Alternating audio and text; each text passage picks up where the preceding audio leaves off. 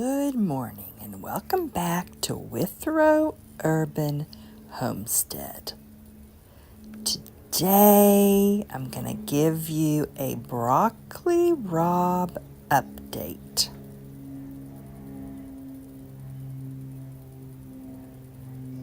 This broccoli rabe was planted mid-April and we started harvesting at the very end of the month. I use it in my husband Dale's salads. If I harvest it, get it washed right away and put in the fridge, it lasts about a week. And what parts do I use in his salad?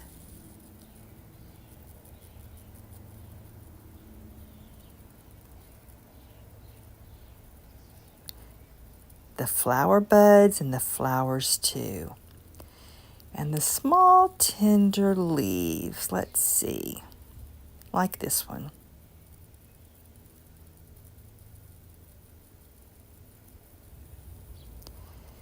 Now when I harvest the broccoli rabe, I don't just cut off the tips. I cut way down on the plant because it grows back really quickly.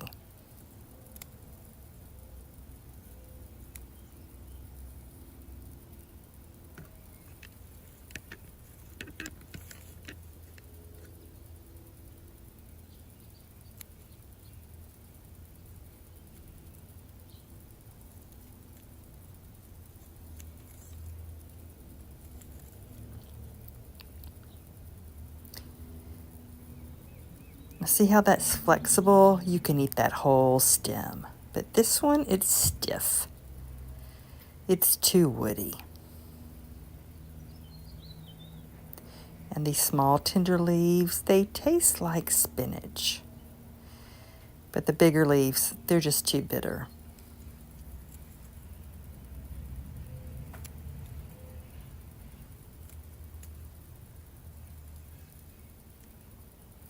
And I try to find every last small flower bud because they're going to open really quickly.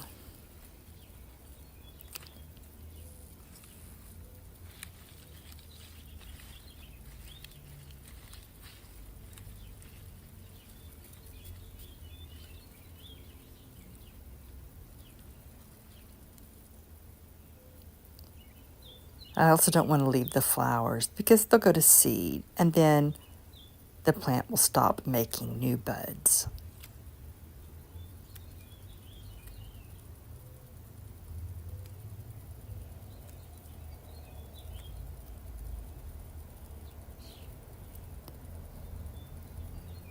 Now, this has gotten plenty of rain and I haven't watered. The mulch has helped too.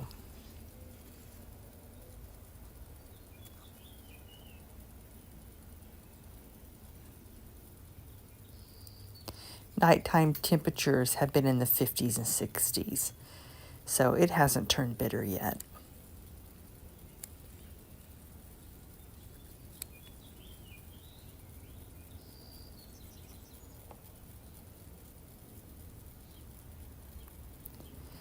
Now I'm not going to harvest this very last one. I'm going to leave this one to keep flowering and go to seed for next year's broccoli rabe.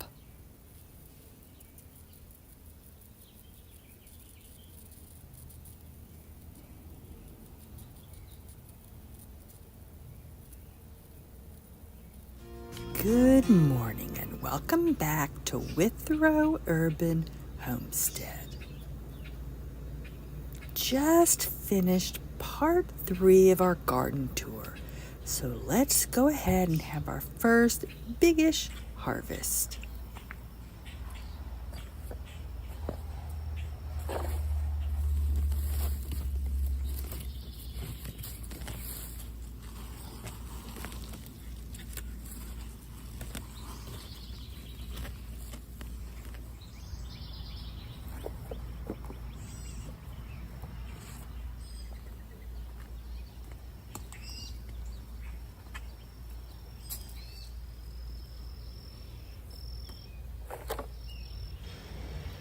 every day I've been getting 2 or 3 okra pods, and today there's just one that's ready.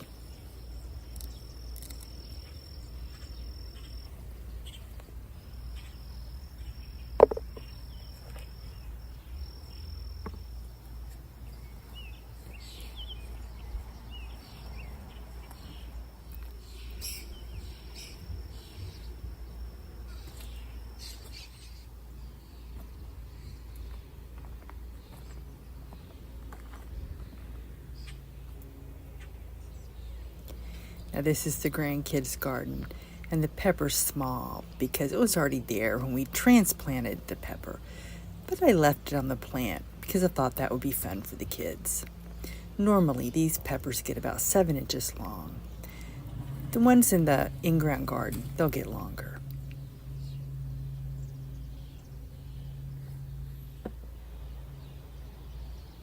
Let's go ahead and harvest some basil to help it bush out better.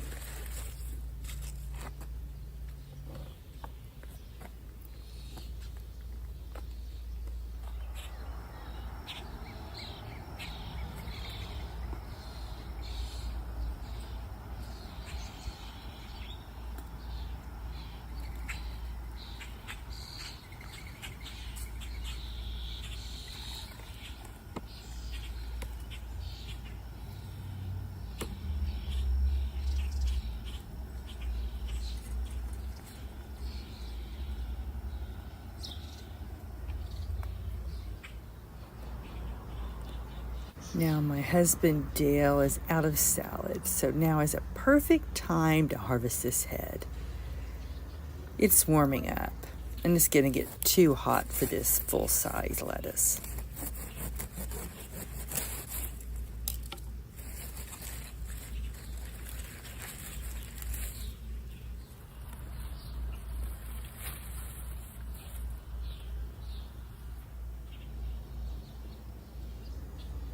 Now we've left the core because hopefully it'll grow again. Let's look at the one we harvested last week.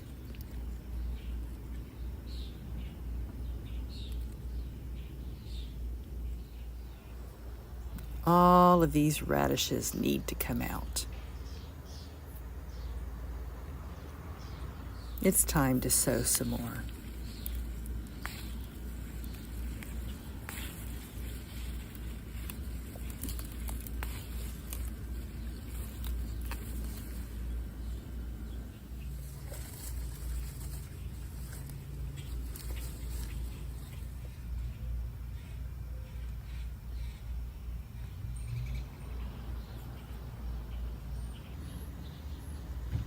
This will be the second time I've harvested basil. It really helps it bush. And the first time I've harvested the stevia. Like the basil, I want it to bush out and not get all tall and leggy.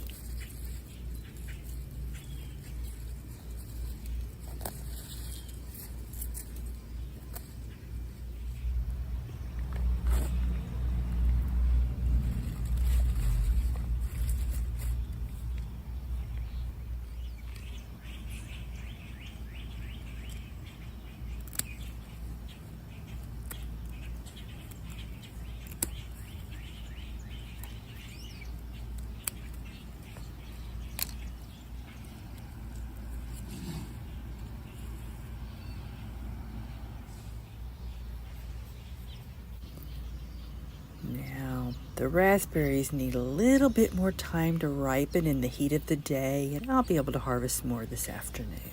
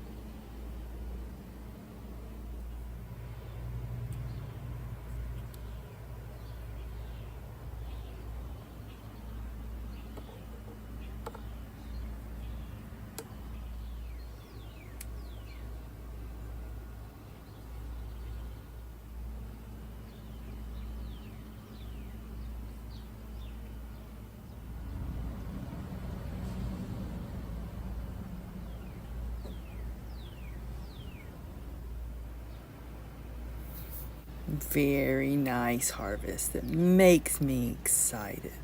This is the first squash I've harvested. There's going to be more probably every day because it grows so fast.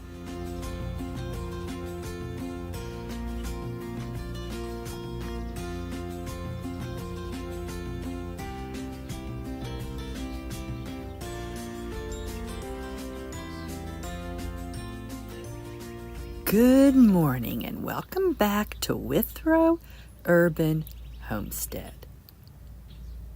Today it's time to harvest our red acres cabbages and last fall's red cabbage seeds.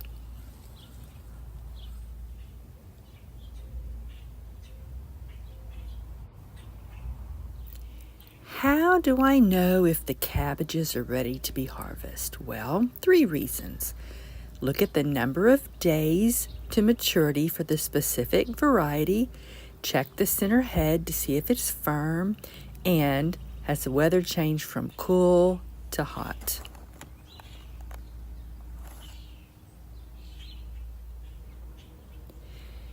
Now this variety is mature in 70 to 100 days, and today is its 98th day of growing, so it's time.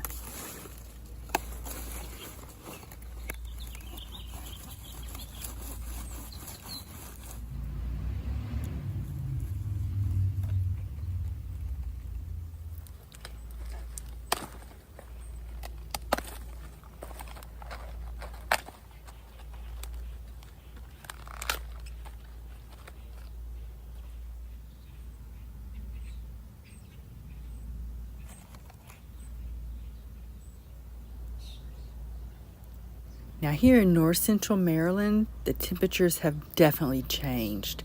The heat wave, it arrived last week.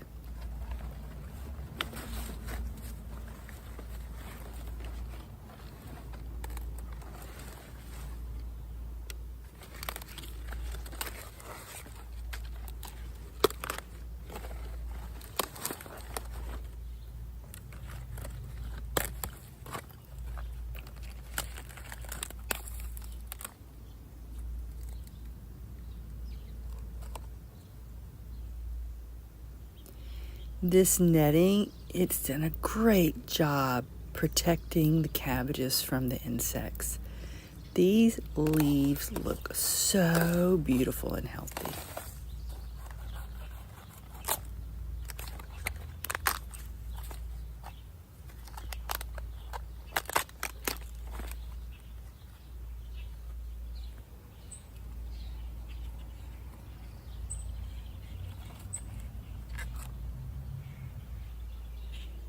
The leaves look so good. I think I'm going to keep them and dehydrate them, grind them, and add them to our green powder. They really look good.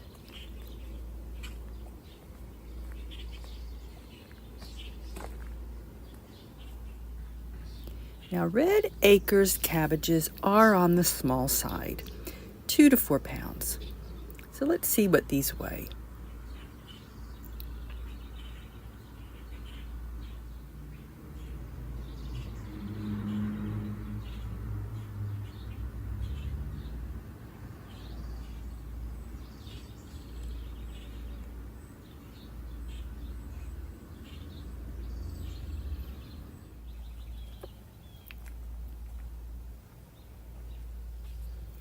Now in the fall, I left 1 red cabbage, and when it got below 25 degrees this winter, I protected it. And in the spring, it split and sent up multiple flower stalks. And now we have seeds. And I know they're ready to harvest because they're turning brown and they're splitting open. But more importantly, the finch have flocked to it and are gobbling them up. So I filmed a couple of days ago and went ahead and harvested some because I wanted to make sure I got my own share. But there's plenty for the birds. Now let's go ahead and harvest some more.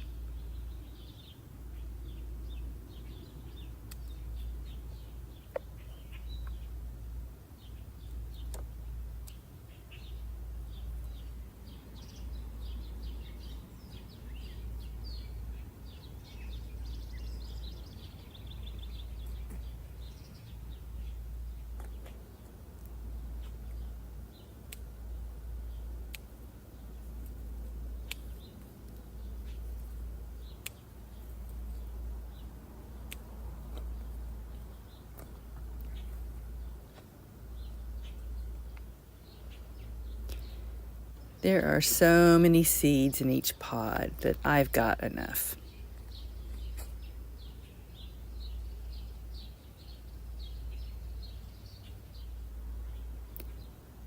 Now we're going to bring these in the house to dry.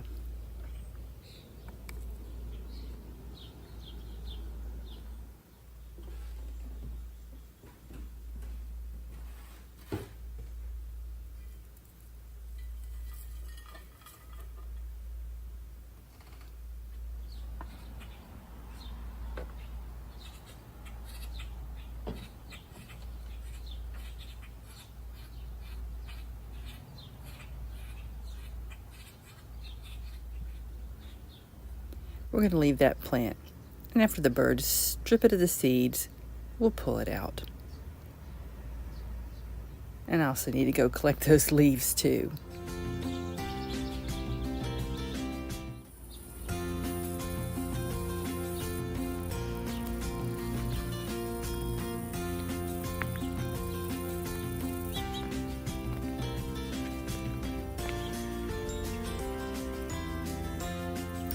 Good morning and welcome back to Withrow Urban Homestead. Today it's time for a cosmic purple carrot update and hopefully a harvest.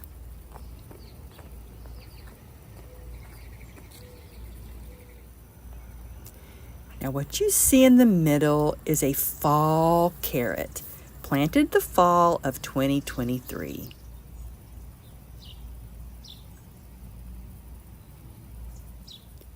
And over here, this is our first sowing mid-April.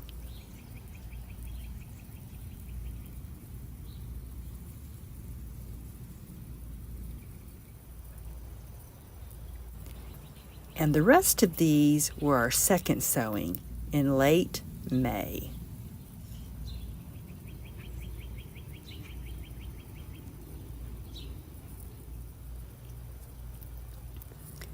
Now the fall carrot I left through the winter, and now it's going to seed.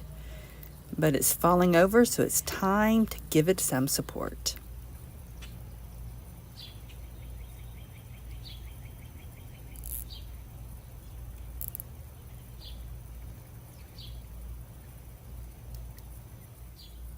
Now, how do I know if the carrots are ready? Two ways.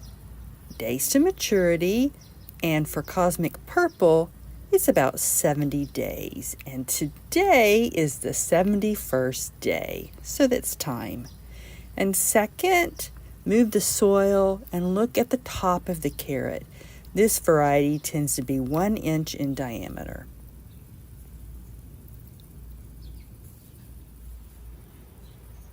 Now, the best way I've found to harvest carrots is to first push down and then pull them out.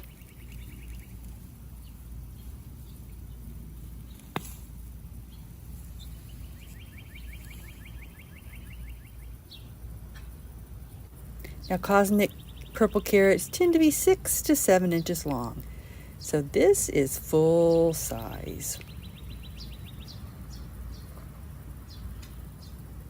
Now let's see how many more we can harvest.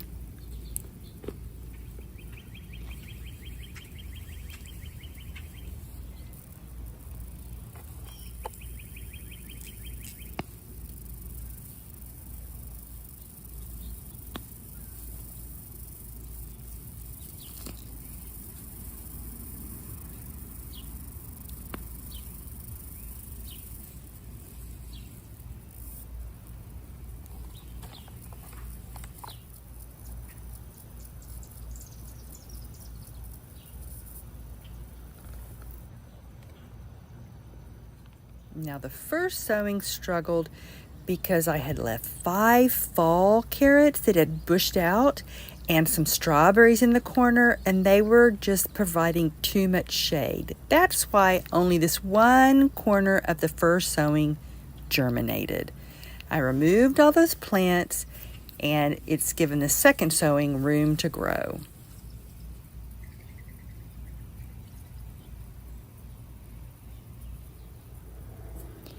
Now, the second sowing should be ready to harvest at the very end of July.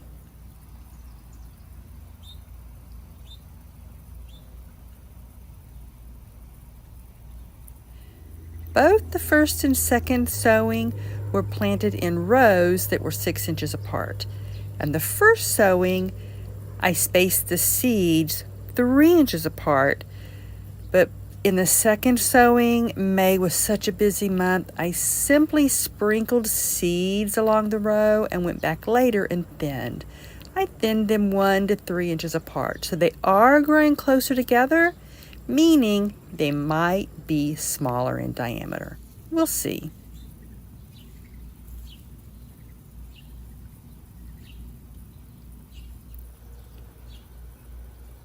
Now, I don't feed my carrots, but I do water every day.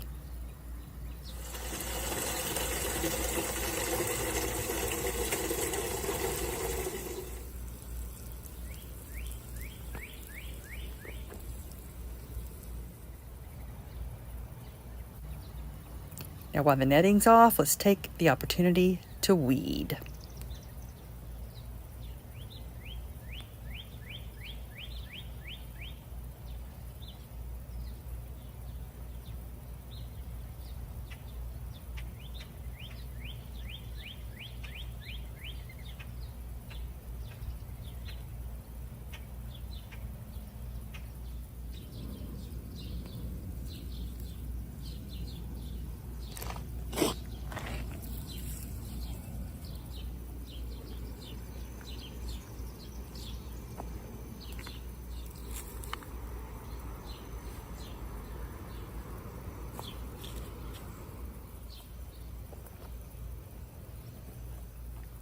That wasn't too bad.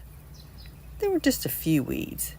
But let's get this netting back on to protect these carrots from digging animals.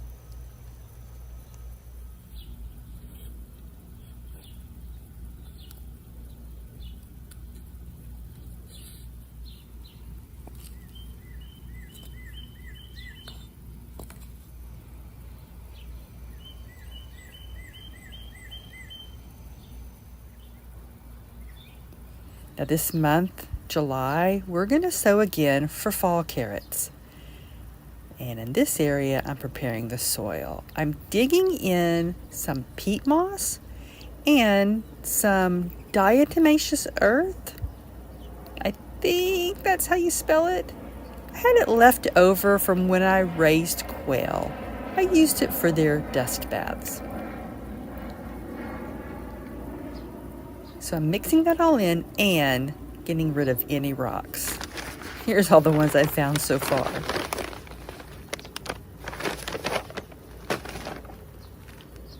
It's still a work in progress, and you want loose soil 9 inches deep.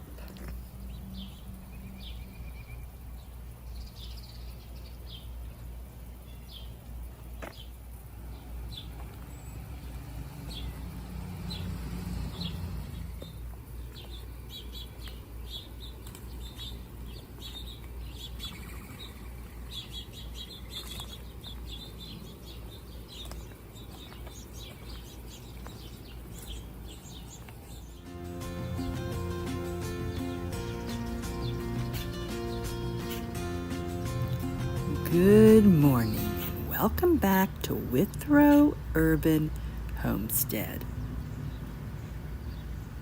It's early July, and it's time for a yellow squash update and harvest. So I have 2 heirloom varieties. Let me look at the names. Early Prolific Straight Neck and Early Golden Crook Neck.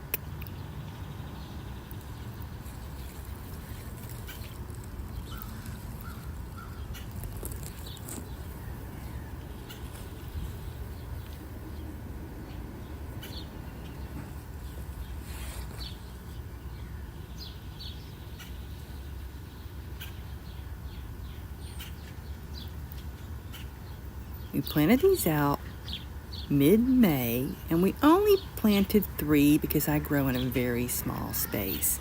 And I spaced them 3 feet apart and 3 feet from the fence. But see how much they've grown and filled in this area? They're already 5 feet wide and long each. Now, May was a cool, rainy month. But starting in June and July, we haven't had any rain. It's been very dry. But these have done well. I haven't watered. I also haven't fed them.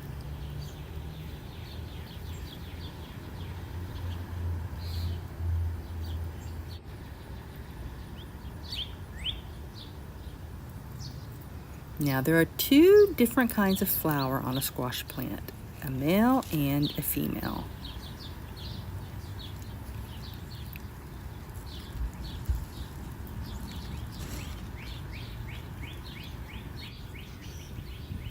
The female flowers have a small fruit, which is actually the ovary, and it requires a bee or a pollinator moving pollen from the male flower to the female flower. And the male flowers, they just have a flower and a stem. And those will never develop fruit. Now let's see if we can find any bees.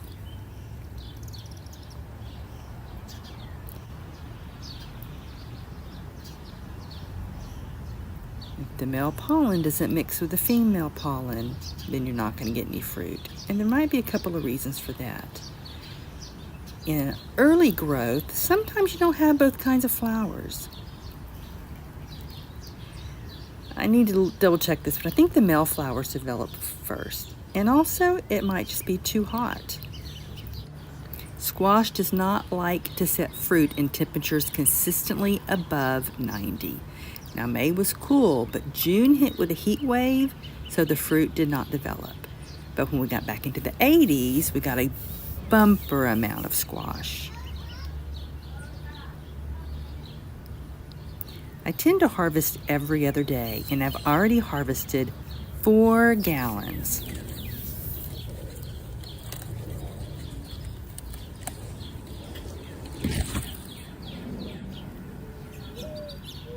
The first fruits that are unpollinated, I go ahead and harvest those, especially before they rot. Also, any small fruits that are developing a dark skin at the top, I pick those too. I think that's heat or water stress related.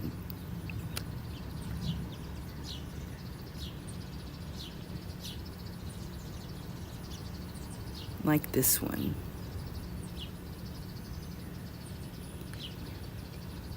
If I leave it, it's going to become extra hard.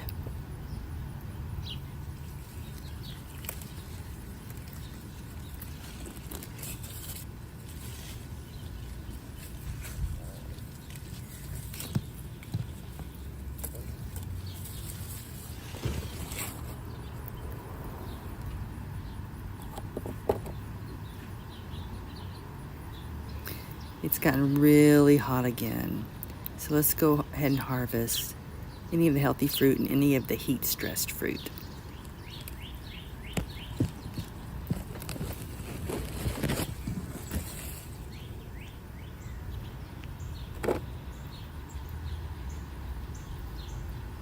Now, squash blossoms are edible. Many people stuff them with like goat cheese or cream cheese, and they also dip them in batter and fry them. I've never tried it.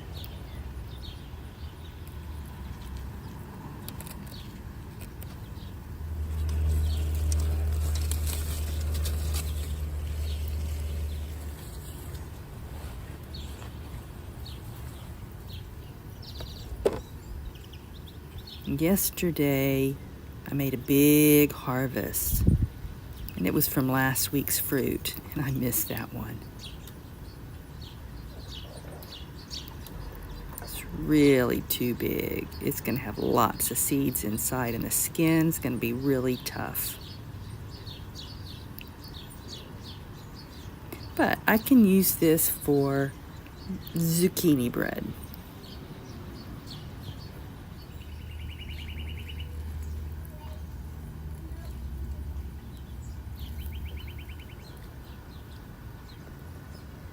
Now you see that green stake? That's where it was planted.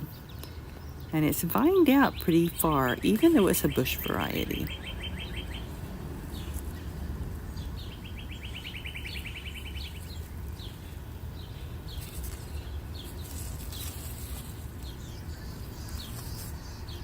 And so far, no squash bugs.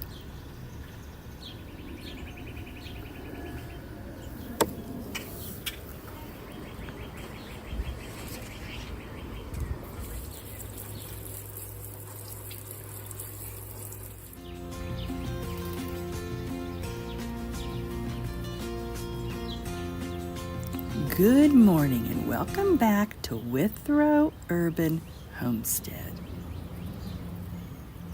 It's July 12th and it's time for a lemon cucumber update and harvest.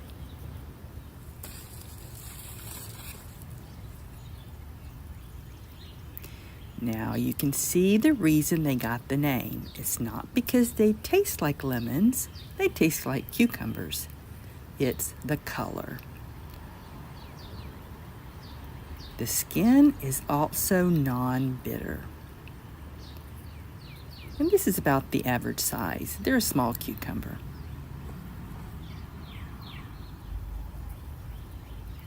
Now in the middle of May, we planted these out, and the rest of the month we got plenty of rain because cucumbers have shallow roots and they require a lot of water. But June hit and there's been no rain since. It's just been going around the city and it hasn't touched here. Hopefully we're getting rain today. So we've had about a month and a half of no rain. But lemon cucumbers are a more drought-tolerant variety than other cucumbers, and they're still doing okay. Plus, the location they're planted gets less sun. And I have sheet mulched this area. That helps hold in the moisture. We do, though, have some leaves starting to show heat stress.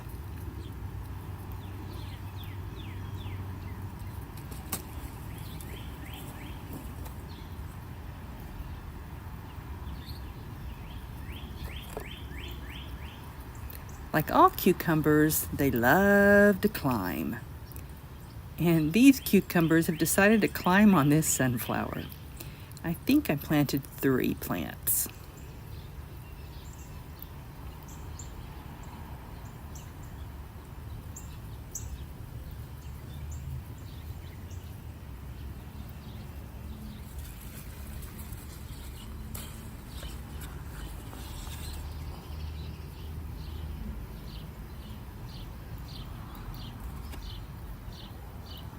Now you can harvest them green. You don't have to wait until they turn yellow.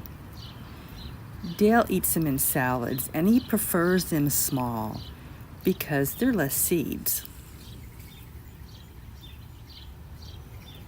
Now I left a lot of them on the plants to turn yellow so I could show you what color they become on the video. But normally I don't wait till they turn yellow. Now we have lots of blooms, but we're in the middle of a heat wave. And cucumbers in general stop setting fruit when temperatures are consistently above 90. So if your cucumbers aren't producing fruit, wait until the temperatures get back in the 80s and maybe they'll start making fruit again. Now it's in the 80s today, so we're going to see what happens.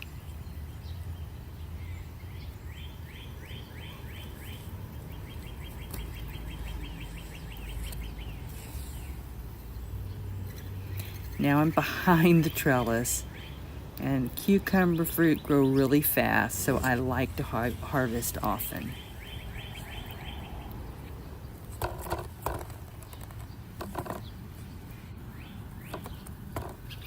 I also like to harvest them green to guarantee that the skin is still soft and I don't have to peel them.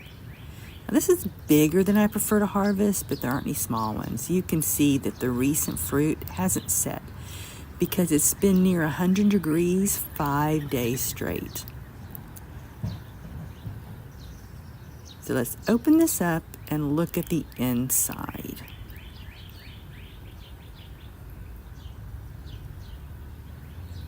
And these seeds are still soft and edible. If you pick it about this size, there's basically no seeds in there. Now, if you wait till it's fully yellow, you're going to want to scoop out the seeds and you're going to want to peel it.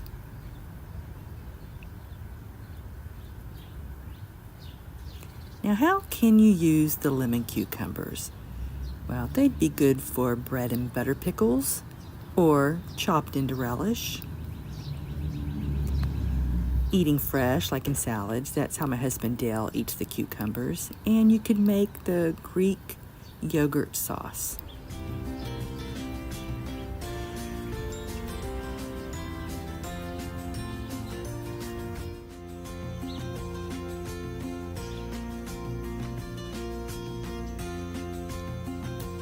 Good morning and welcome back to Withrow Urban Homestead.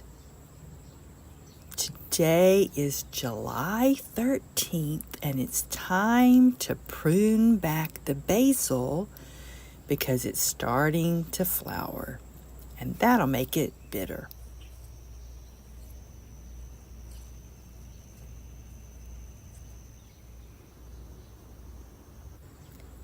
Pruning and harvesting basil is simple. You could pick the individual leaves or cut the whole stem. Just make sure to leave at least a third of the plant.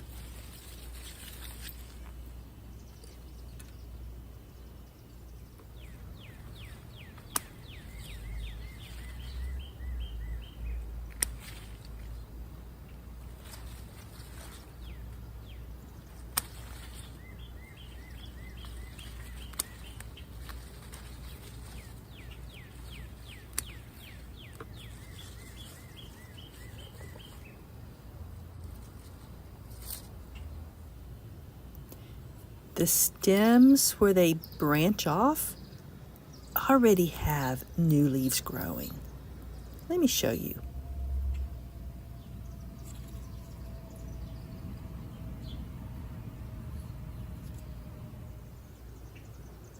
And those will grow back, no problem.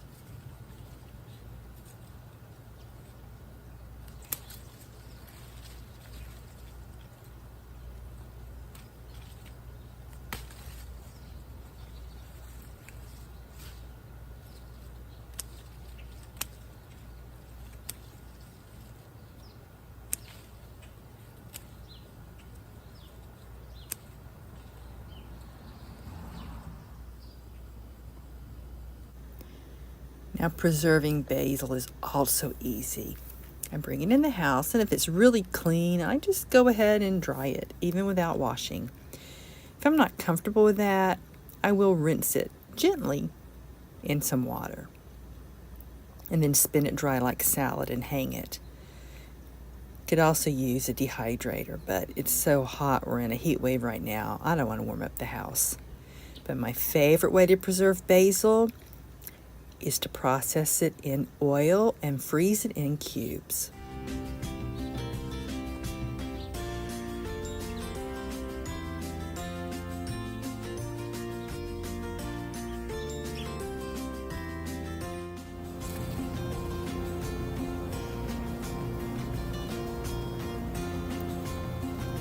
Good morning and welcome back to Withrow Urban Homestead.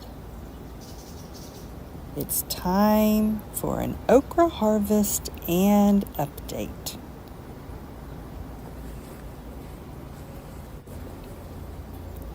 In July, My okra needs to be harvested every day.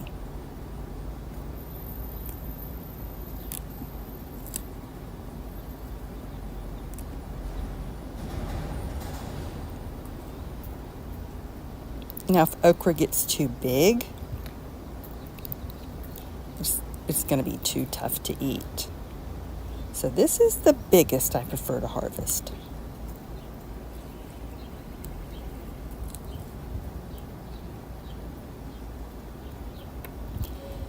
This one is the perfect size.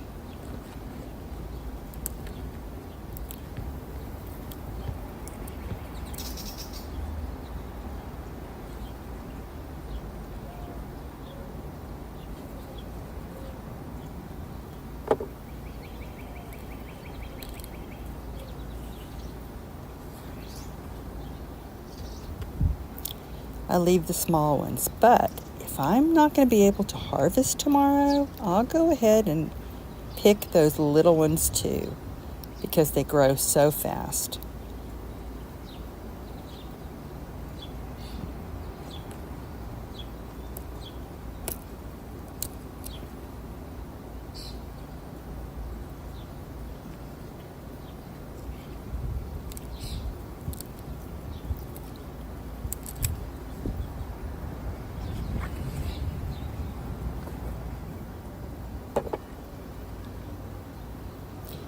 Really have to peek behind them because okra will fool you. You'll think you've got them all and you'll miss one, and the next day it'll be too big.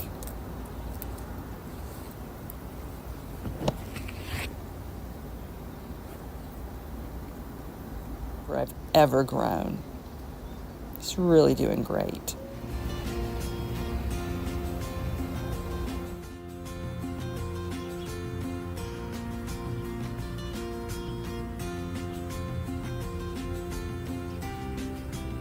Good morning and welcome back to Withrow Urban Homestead.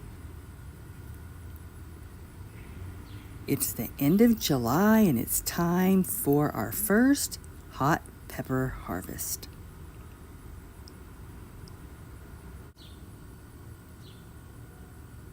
The hot peppers really struggled in the cold spring, but several heat waves have helped these two red cayenne peppers finally reach their proper height. They're about 2 feet tall.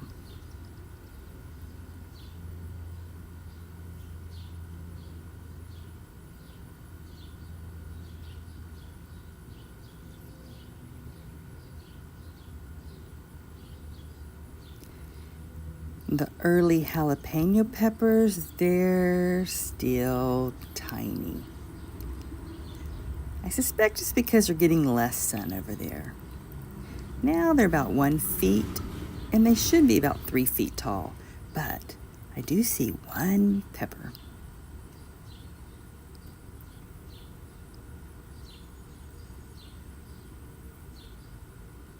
I was wrong. There's actually 6 fruit. I prefer them to turn red, so I'm just going to leave them for now. Now there's one cayenne in the middle that's really tiny. I think this plant next door to it is shading it out. We'll see what happens to it.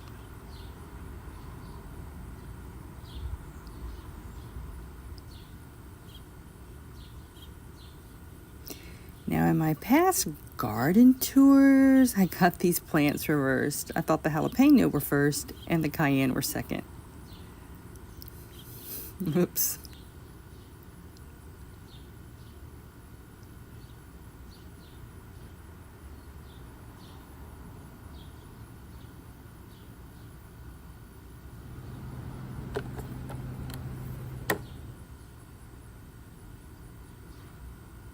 Now, the first 7 days after I transplanted these, I did water them, but I haven't watered them since.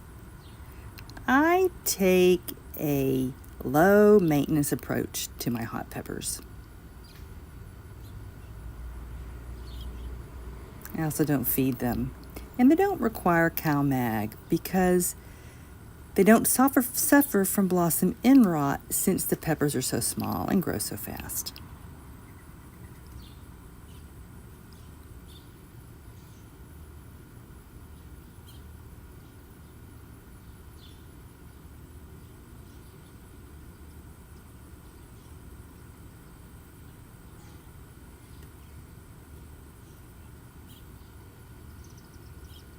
Now these are heirloom peppers, and I save my own seeds.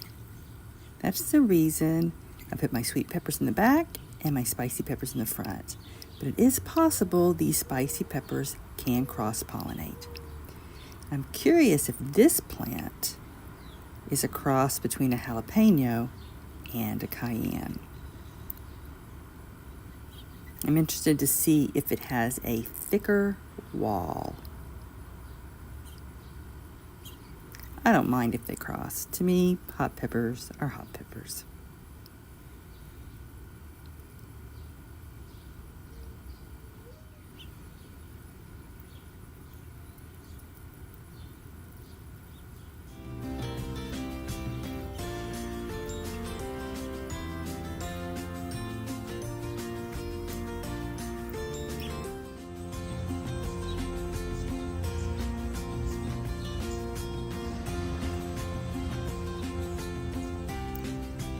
Good morning and welcome back to Withrow Urban Homestead. It's the end of July and it's time to harvest the purple cosmic carrots.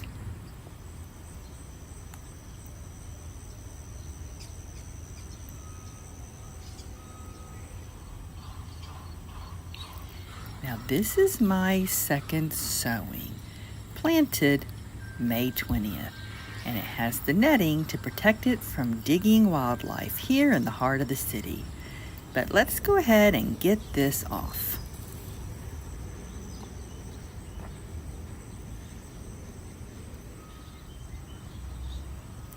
Because these are an heirloom variety, I've been saving my own seed for years. But carrots require 2 growing seasons. They have to have the warmth of the summer or fall, the cold of the winter, and then the warmth of the spring or summer to develop seeds. This is from last year's fall carrot, and it's time to harvest these seeds.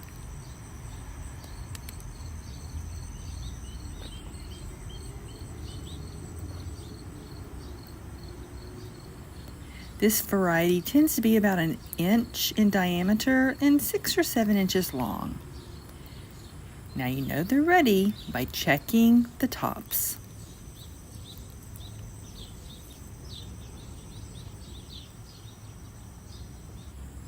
The best way to harvest carrots is to first push down, then pull them out.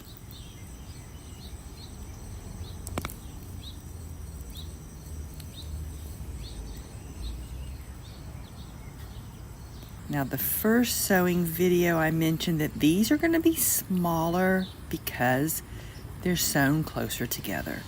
Our first sowing, we spaced them 3 inches apart, and these are more like 1 inch.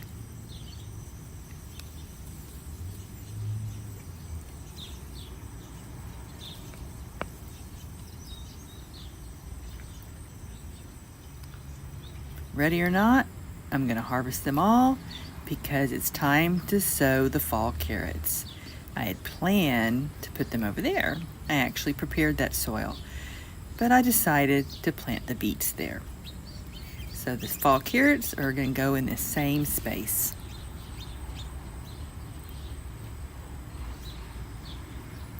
The tiny ones we'll use first in my husband Dale's salads. And the green tops I'm going to freeze. The first harvest I dehydrated the greens, but we're starting another heat wave and it's going to be close to 100 this week, and I don't want to warm up the house. Now I left the bigger carrots. Let's get those harvested.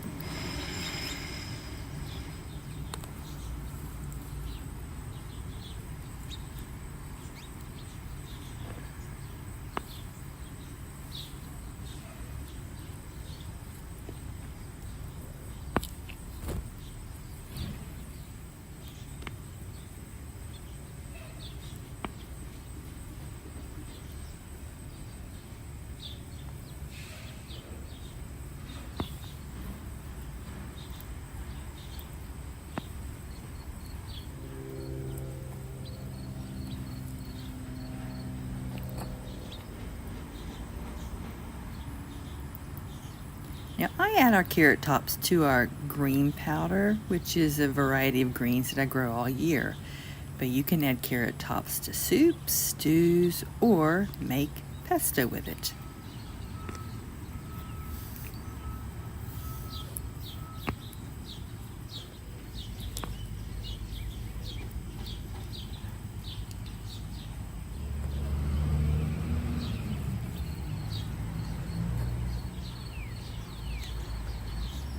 These could use more time. They would get larger, but I'm ready to plant the fall carrots. You can see it was raining last night.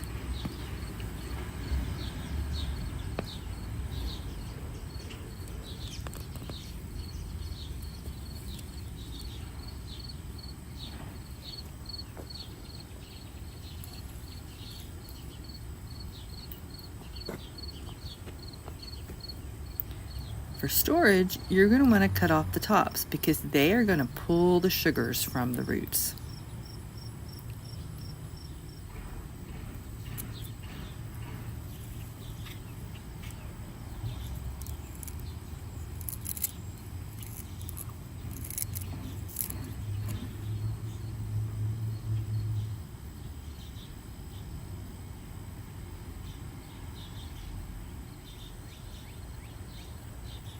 You're going to rinse them, but don't scrub them until you're ready to use them. And they're going to last in the fridge for months, I think up to 6 months. I tend to put a paper towel in a baggie and store them that way, and ever so often I change out the baggie.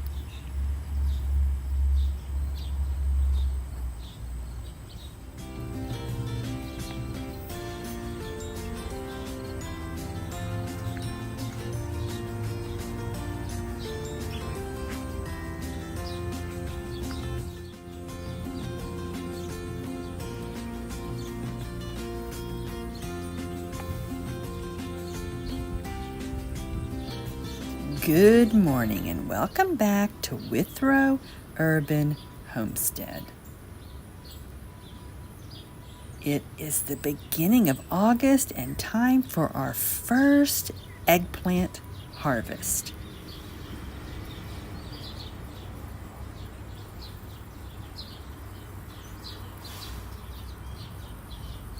The variety is Black Beauty and the fruit average 5 to 6.5 inches. Mosquito, excuse me. So many of these are ready.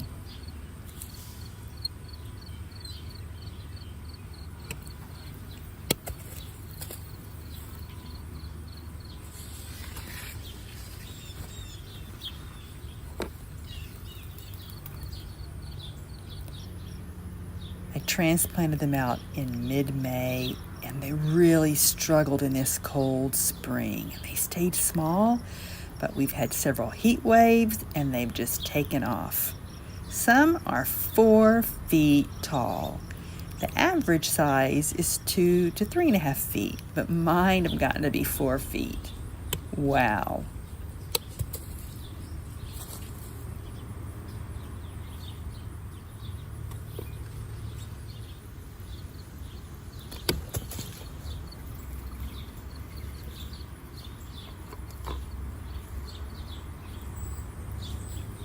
One reason they grew so well is because I planted them in full sun and I spaced them the proper distance apart.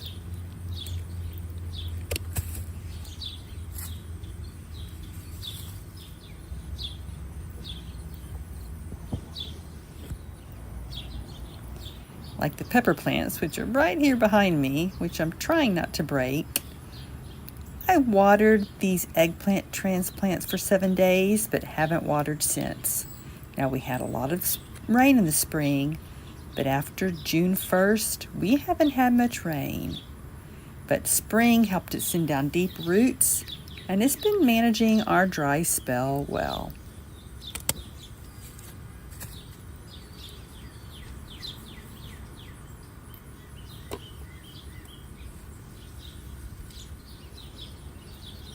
Eggplants like rich soil, and this area is full of organic matter.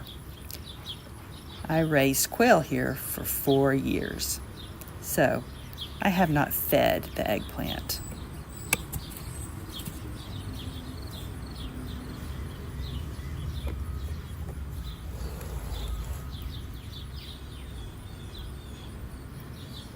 Now, if the fruit looks dry or off color or stressed out, especially along the bottom, I go ahead and harvest it, no matter what size it is, because experience has shown me it's not going to get any bigger.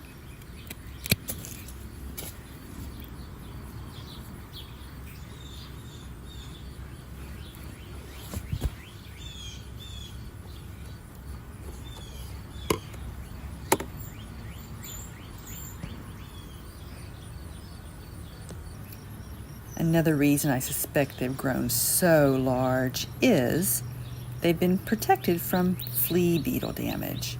So the onions are right on the other side of them, and I didn't want the squirrels digging in my onions, so I netted this whole area, and a benefit was it has protected these eggplant, and they've had minimal flea beetle damage.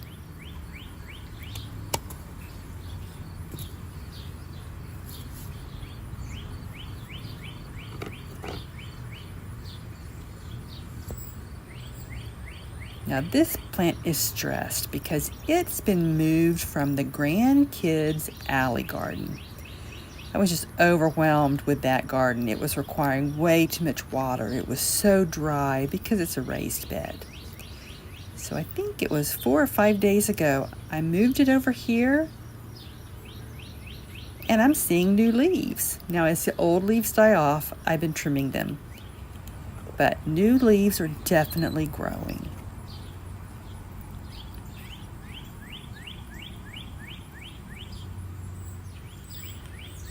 It has a few small fruit, and I'm going to go ahead and harvest those because the plant needs to put its energy into growing new leaves.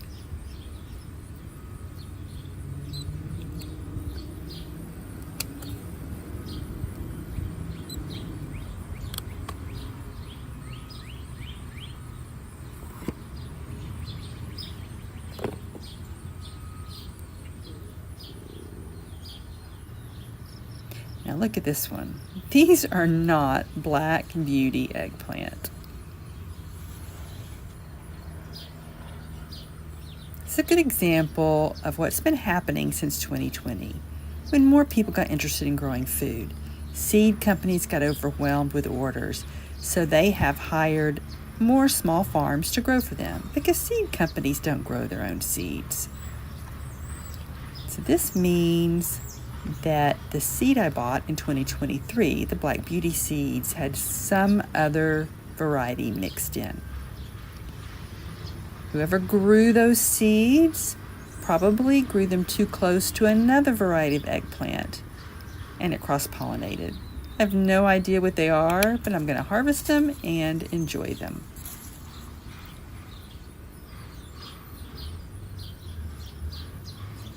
That bottom tells me that it's not going to grow any larger. If I wait for these small varieties to get bigger, they'll get tough. So I'm going to harvest most of these.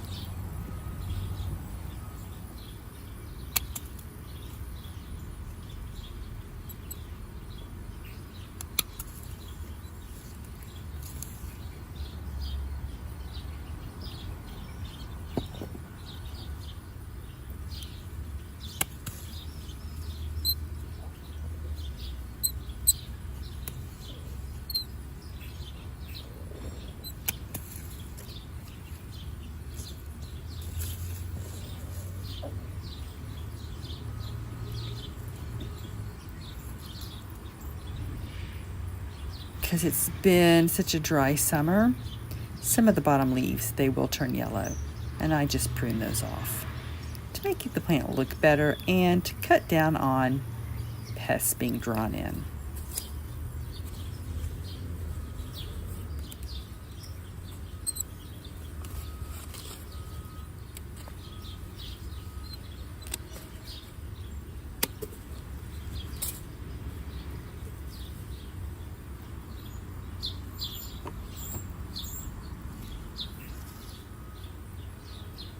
This is another one of the grandkids' eggplants. So I'm going to go ahead and harvest these fruit.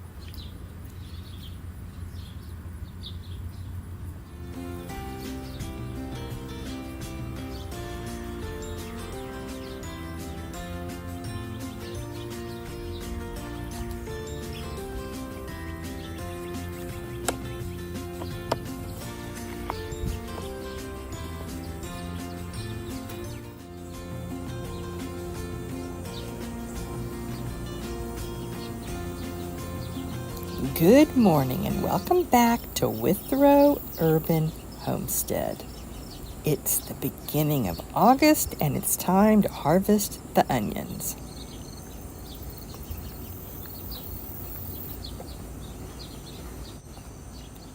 These are the long day varieties, Walla Walla and Sweet Spanish Yellow Utah.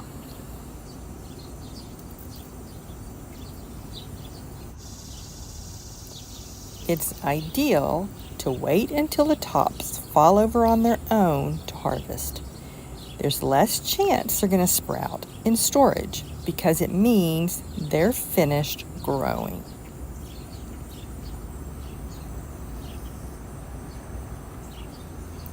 But today we're going to harvest them all because what's left over from Hurricane Debbie is bringing 4 inches of rain here to north central Maryland.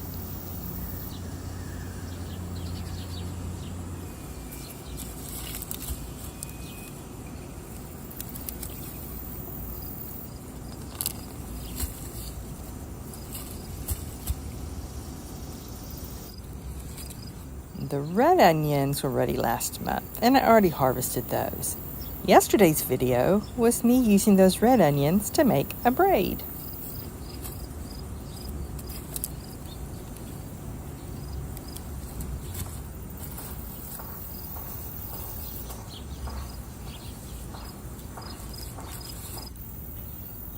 These onions reached their full size for several reasons.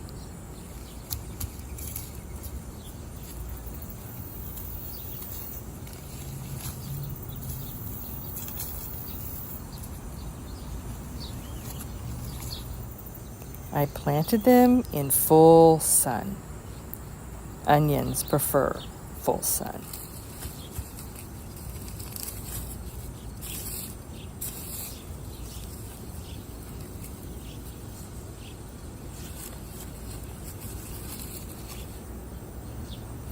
I gave them the recommended amount of space.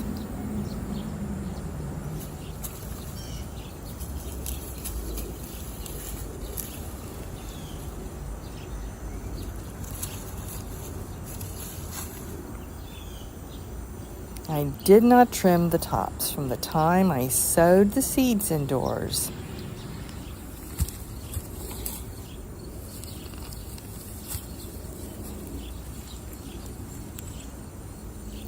And I followed Dixondale Farms watering recommendations.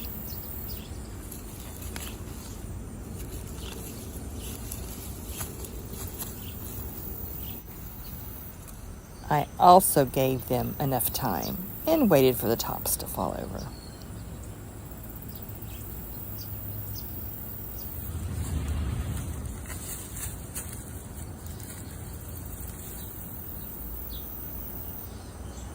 Now let's bring these into the garage and lay them out to dry. Now if it was nice, hot and sunny weather, you could leave them out in the garden. But like I said, rain's on the way.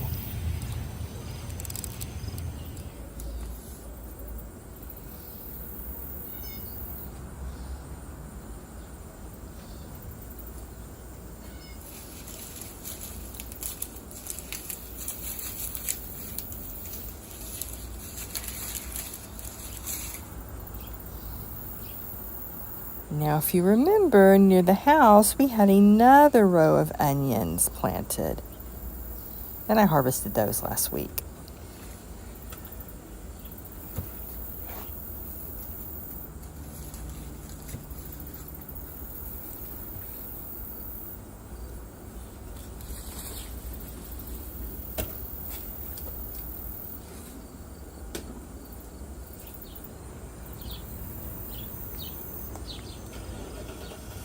Let's get the rest of these pulled up.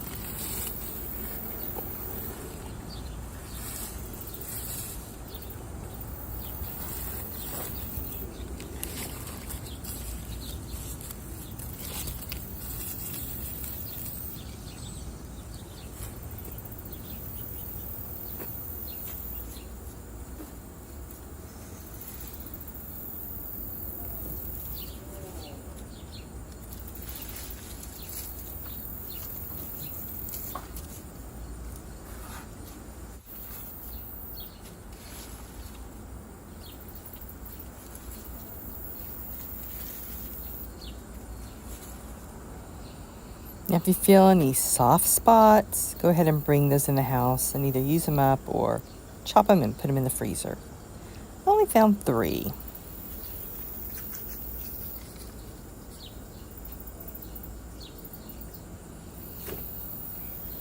Some of these onions could have been harvested before now, but I was trying to wait and save them all for the video.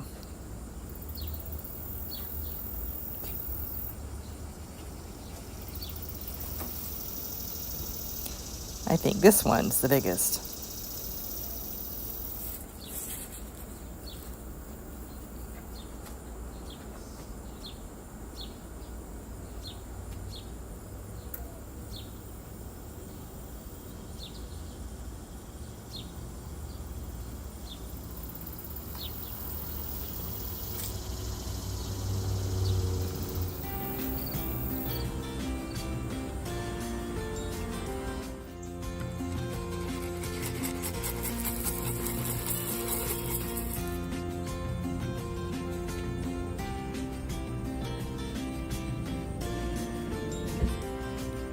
Good morning and welcome back to Withrow Urban Homestead.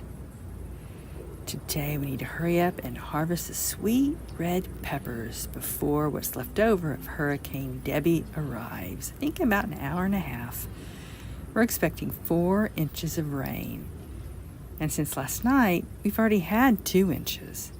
I'm concerned that the heavy fruit will cause the pepper branches to break.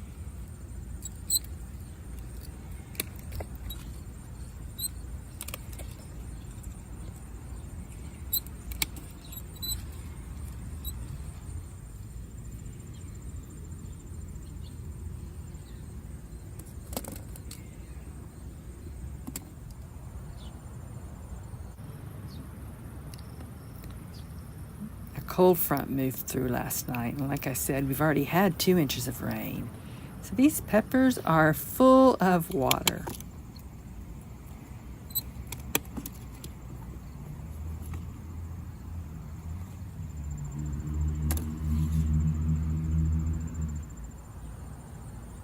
This is the heirloom variety sweet red Ivarsky peppers, grown from the seeds that I've been saving for several years.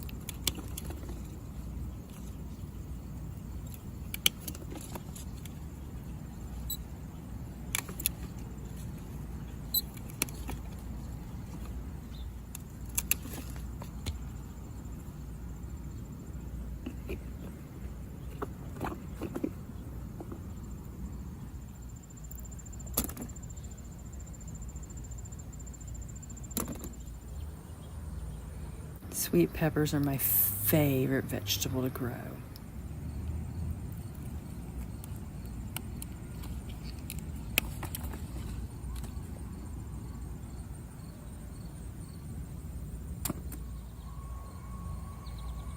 Now if it's still a little bit green, I'm going to go ahead and leave it.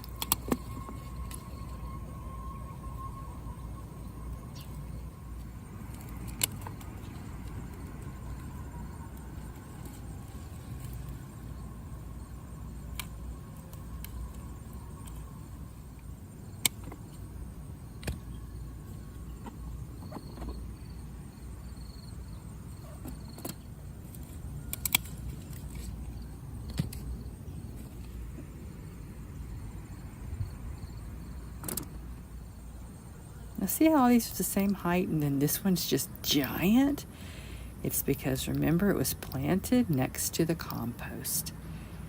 And while all these other ones struggled in the cold spring,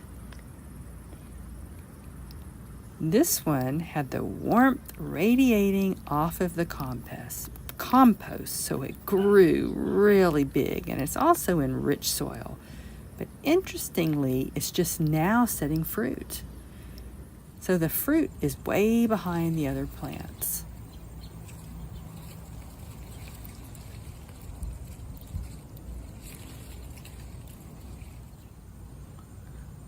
Now I grow in a small space here in north central Maryland in a historic downtown rowhouse. And this yard is very thin and narrow, so I'm trying to be careful while I'm harvesting and not break these pepper plants. But the okra is right here, and so is the fence.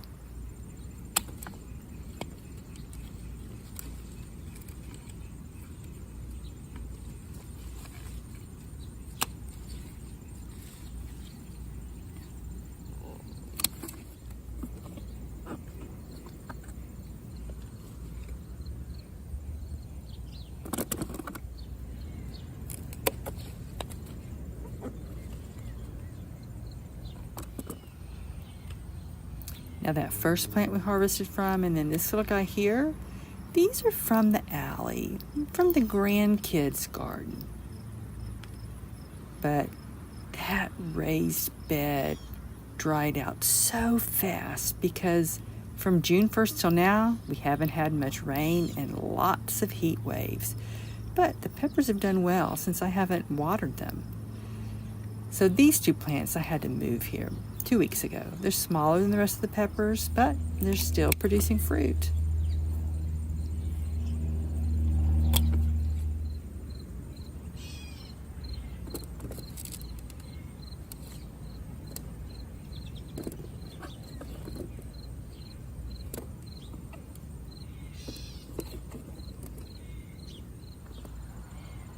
There's plenty more.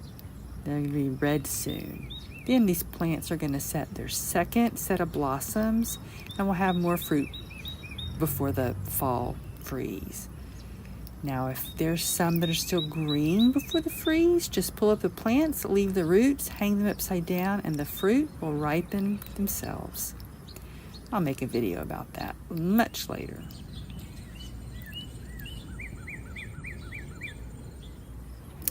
Bring them in the house and make a video showing you how I preserve and use them. Sweet and green peppers are easy.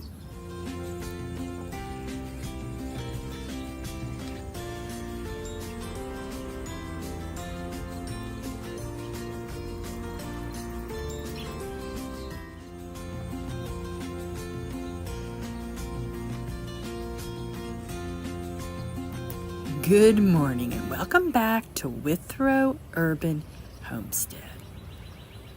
We have a break in the rain. We've already had 2 inches, and the worst is yet to come in about an hour and a half. So let's take a chance to do our second harvest of eggplant.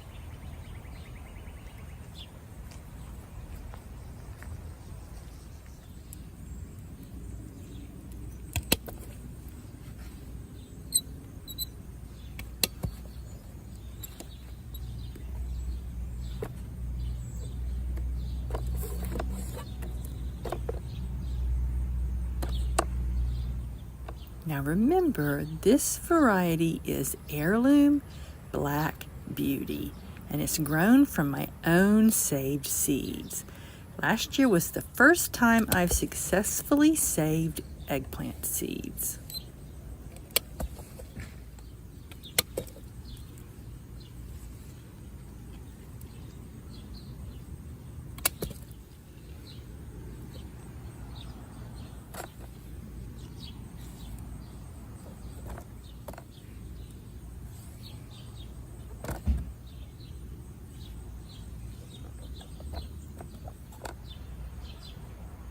I wanted to harvest them now for a couple of reasons. Before the heavy rains break the plants from the heavy fruit. And tomorrow, while it's raining, I want to be able to make some videos to show you how I prepare and preserve eggplant.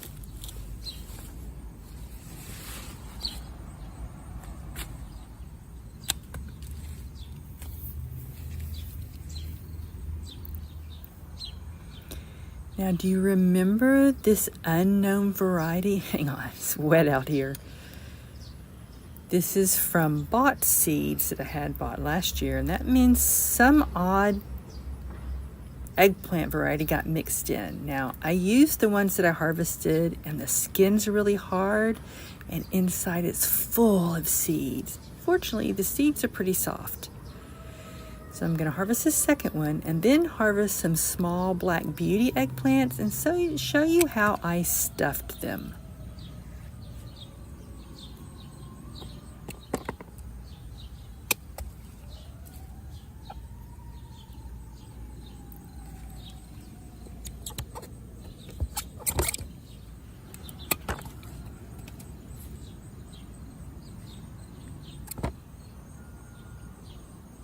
Oh, the mosquitoes are terrible.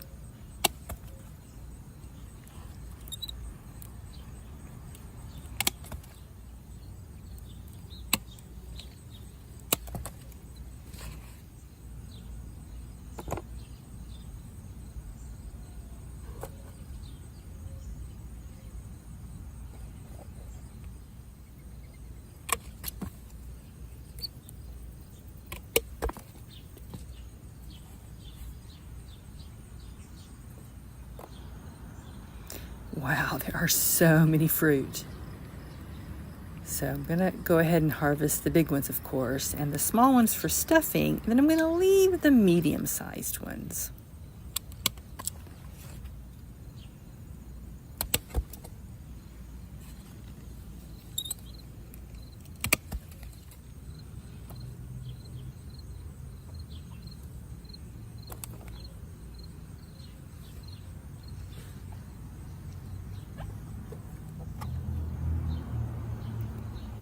Remember that I started these seeds indoors in February under lights in the basement.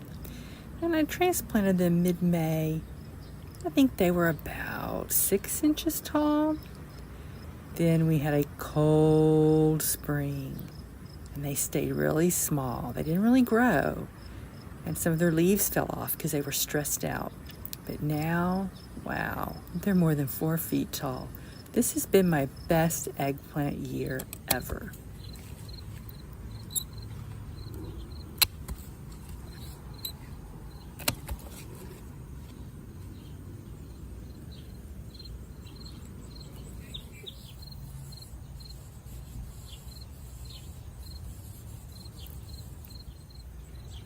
This bee is already back to work in just this short break from the rain. It's good. It means there's going to be more fruit later. Wow, there are so many. That's okay, because I love my eggplant.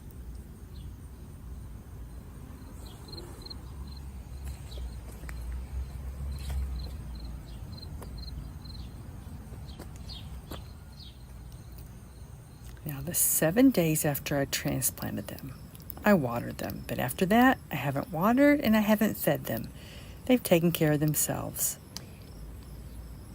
Now we're going to bring this in the house and we'll just leave them on the counter overnight. They'll be okay out of the fridge. Got a few more still developing, and after this rain is finished, more flowers will grow and we'll get more fruit.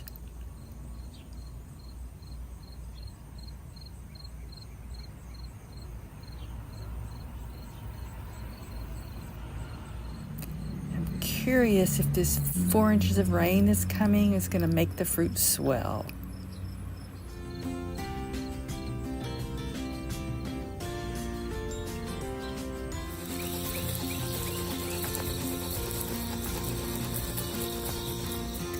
Good morning and welcome back to Withrow Urban Homestead. This week it's been in the 90s, but tomorrow the high is only 77, so time to harvest the moringa.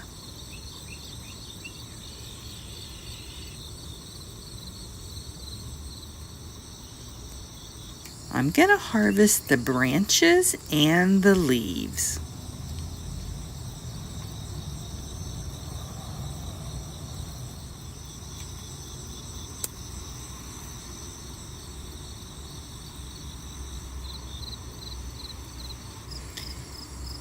So I'm going to go ahead and cut these up because I plan to dehydrate them. The leaves and the branches, the stems.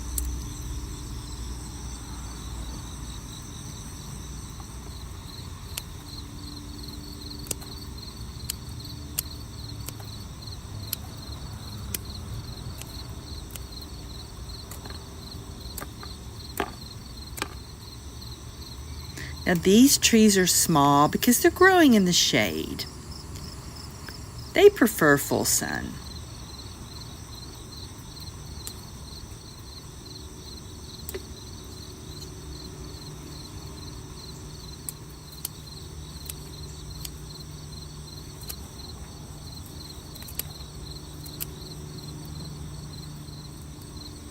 In the past, I've grown them in full sun over there and they've gotten huge. And they grow fast. Let me show you. But this year my priority was growing the okra. I gave them the best spot.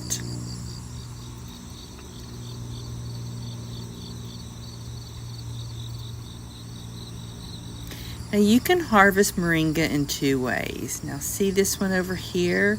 I've already harvested all those lower branches. And I left the top, and that would continue to grow.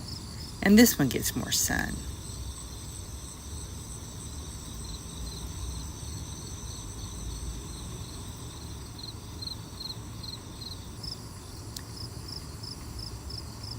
I already harvested those branches because the last 3 weeks it was really cold and they don't like temperatures in the 50s. The leaves were turning yellow, so I hurried up and harvested those branches. Moringa is a tropical tree.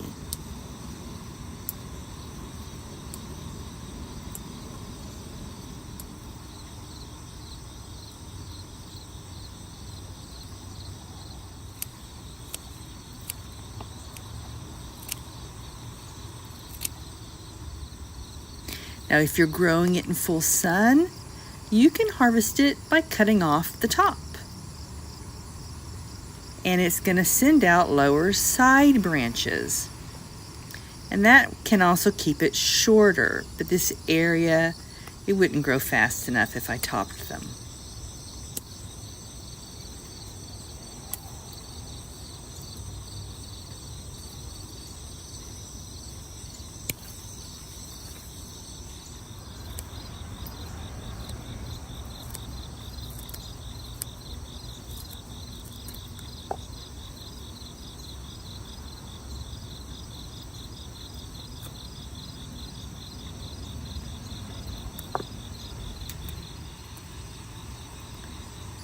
Now nights are going to get cold again.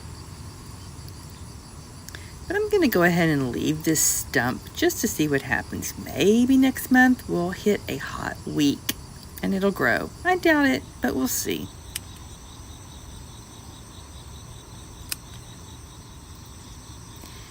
Now this year I'm going to dehydrate them in the dehydrator. But in past years, especially when I've gotten really big leaves, I've just hung them to air dry.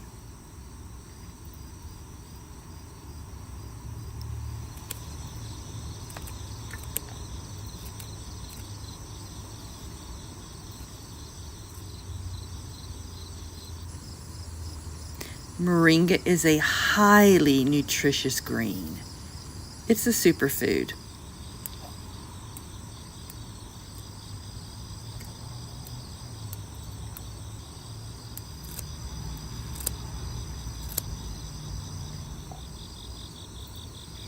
I'm going to add it to our green powder.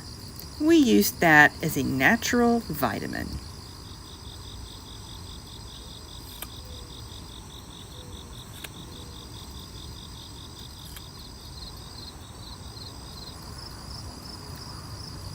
Moringa is a tree native to northern India.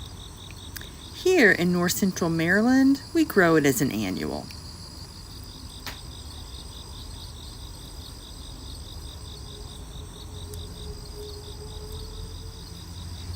It won't survive our winters.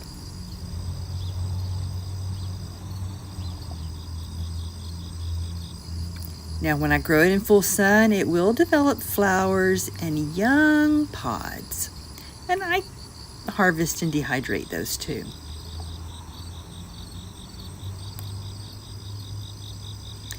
But here in the mid-Atlantic, we don't have a long enough growing season for it to develop seeds.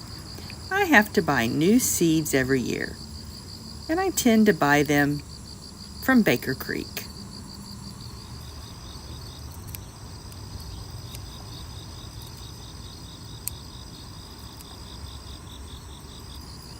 Now, India will use the whole plant, roots, bark, and the pulp inside. But I want to see more research on those parts. I have read the warning that the bark and the pulp can cause problems in pregnancy. It can induce labor. So I only use the leaves and the young soft stems.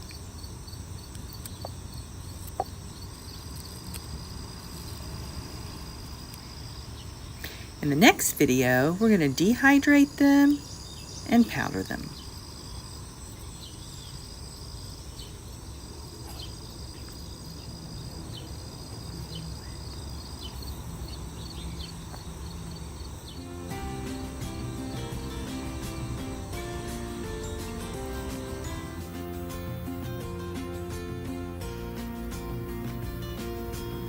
Good morning and welcome back to Withrow Urban Homestead. Today it's time to harvest the hot peppers.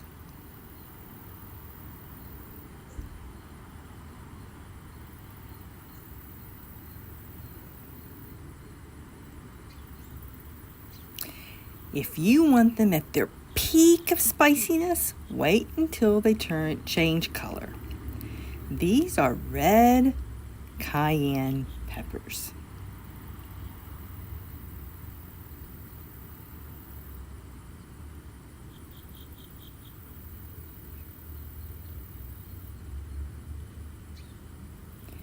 If you prefer a milder pepper, you're going to want to harvest them while they're still green.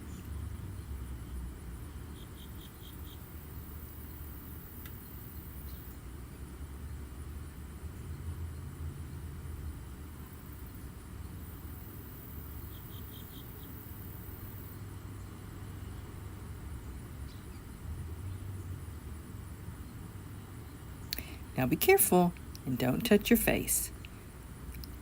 The spicy oil on the peppers will spread.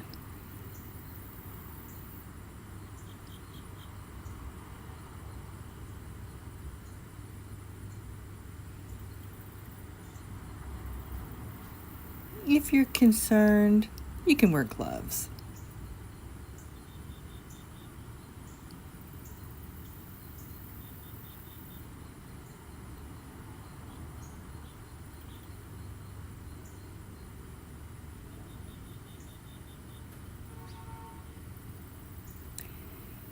Hot peppers are so prolific, I don't grow them every year. I just grow them every few years.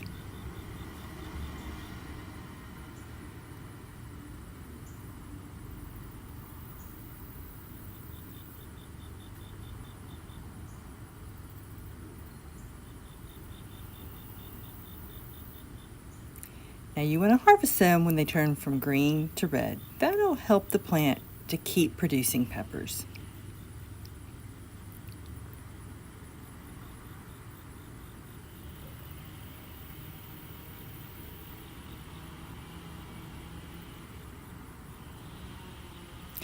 I waited because I want a bunch ready at the same time to make a beautiful pepper string.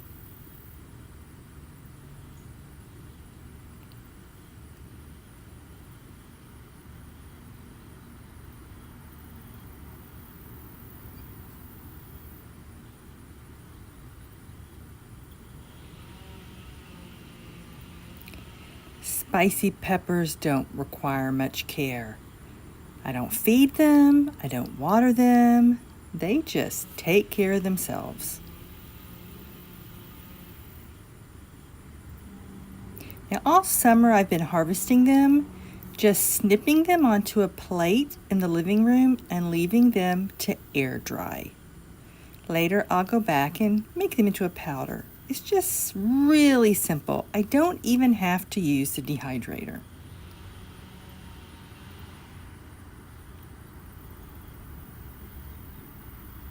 Now these last two plants are jalapenos, and they're not getting enough sun. They're being blocked by these marigolds.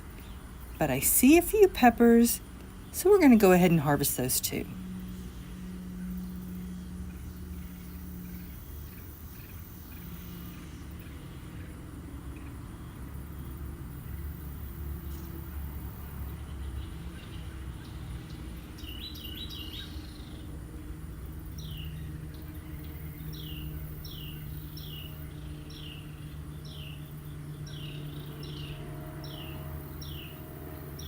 Now come back for the next video and we're going to make a pepper string to hang up in the kitchen. It's going to be a beautiful addition.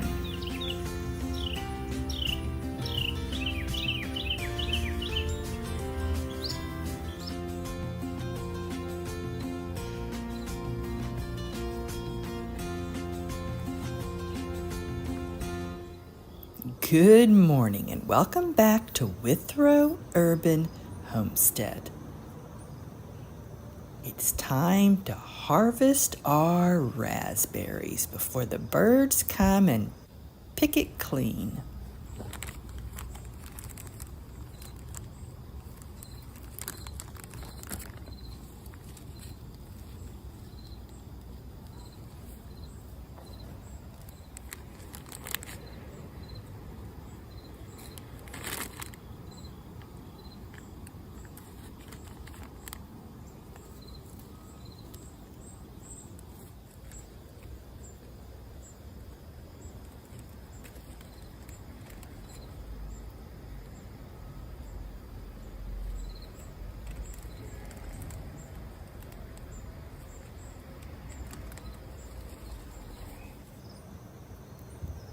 Now you know they're ripe when they come off easily. Any that are kind of red, they'll be ready to harvest this afternoon. Right now they ripen fast and we harvest twice a day.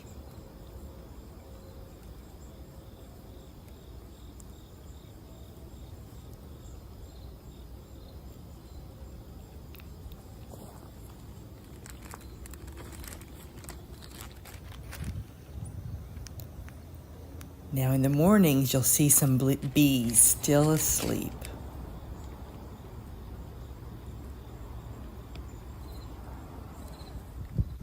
And they're not dead, they're just sleeping because at nights, it's in the 50s.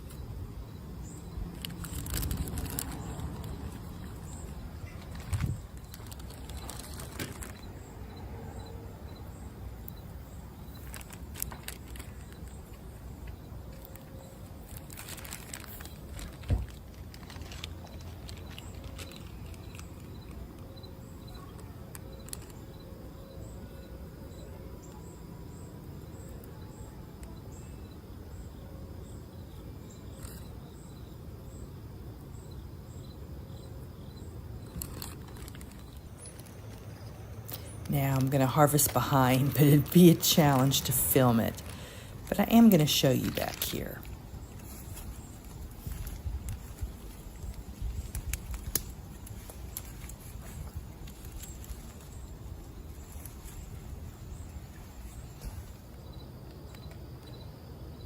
This is several servings for our yogurt.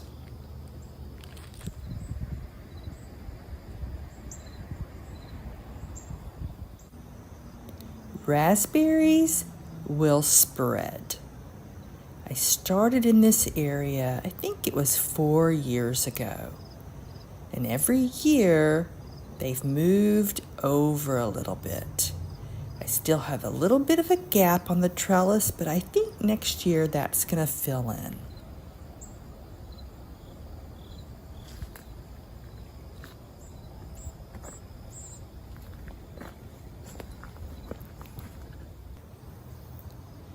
So all of these are new spring canes, and they've made fall fruit. And they're going to survive the winter. Their leaves will fall off.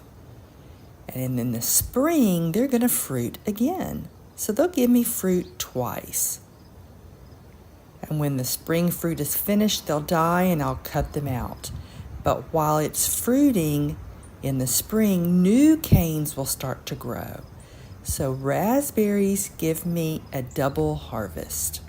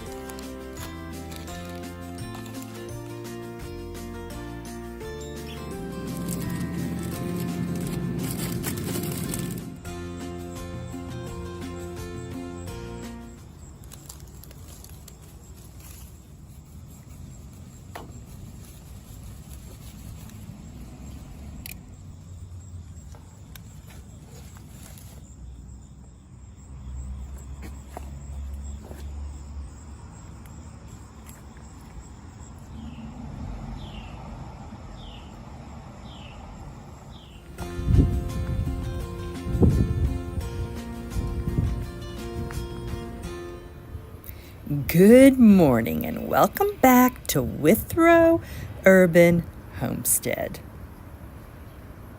My name is Judith and today is our last moringa harvest.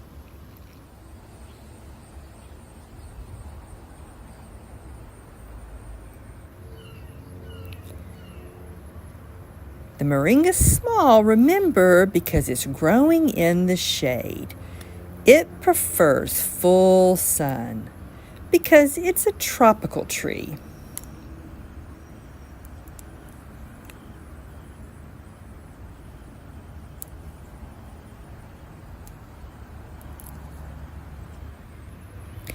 We harvested this moringa 1 month ago.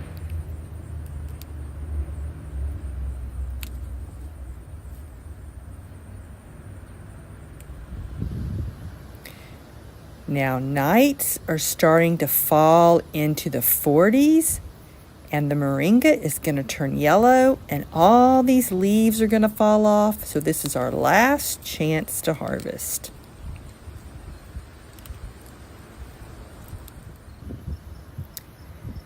Now, you could grow this in a container and overwinter it in the house under lights, but I'm just not crazy about growing trees inside.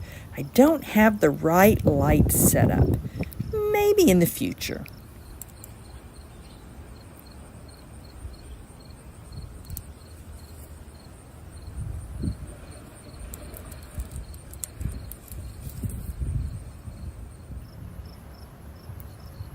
Now this tree's been growing outside for 5 months, since mid-May.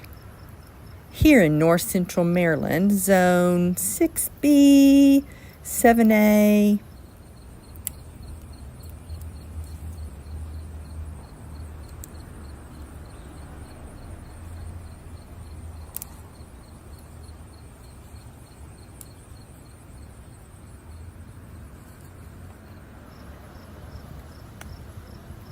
Now, when you grow it in full sun in the summer, the branches get huge, just like they've done in past years when I've grown it in the opposite location. But this year, my okra's growing there.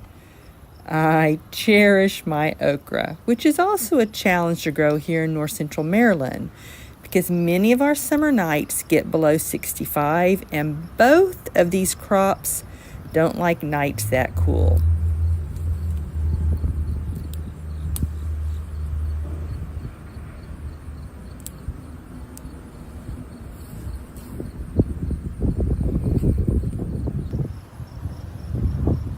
Now, I did start these indoors under lights a long time ago, way back in February, meaning this tree is 7.5 months old. I've been taking care of it for a long time, but it's worth it.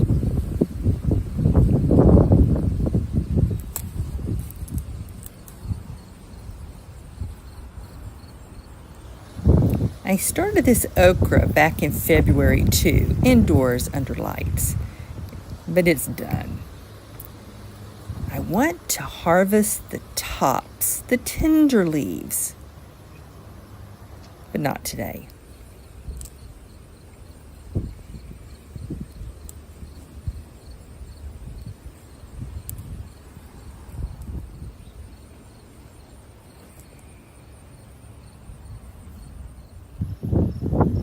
Now let's bring this in the house, and then I need to come back and pull out this moringa.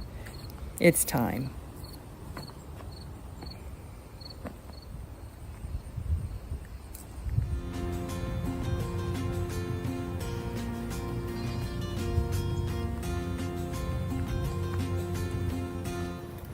Good morning and welcome back to Withrow Urban Homestead. My name is Judith, and today I want to harvest the tops of these okra plants for dehydrating, because starting tomorrow night we're going to be dipping into the 30s, and this okra, it's done.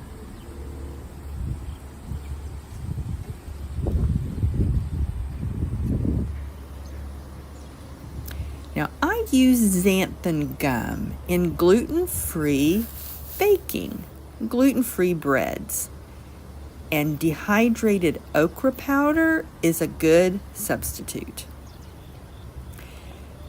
I made it about 5 years ago, and I decided this year we're going to try it again.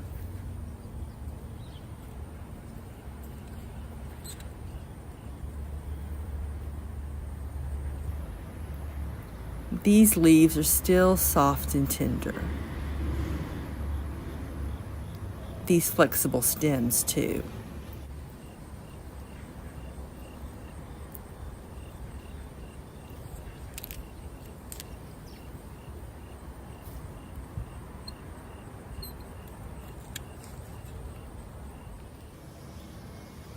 Now the old worn out leaves, we're not going to use those. Let me show you. These are actually mildewing from all of the rain we've had. I think we had 8 straight days of rain.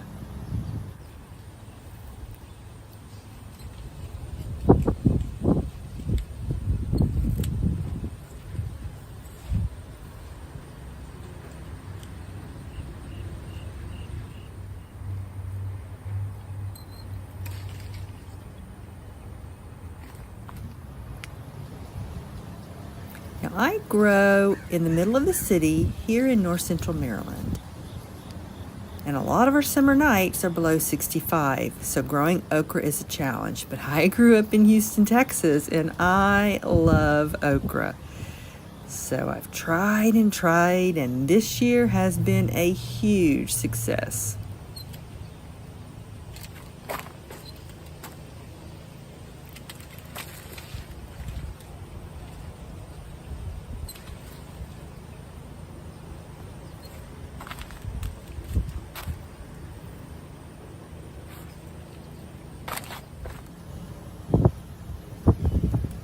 Looks like my seed pot is ready. I've been saving my own okra seeds for many years.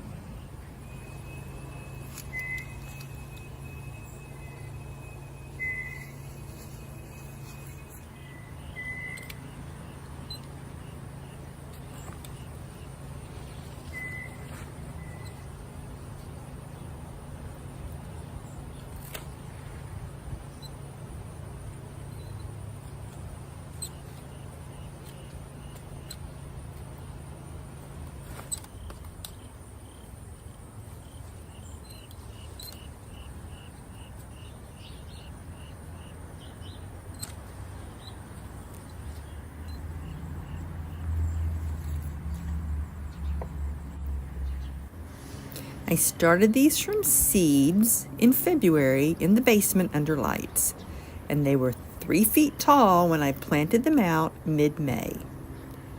It's been my best okra year ever. Now, our most recent measurement, they were 10.5 feet tall. So let's measure one more time.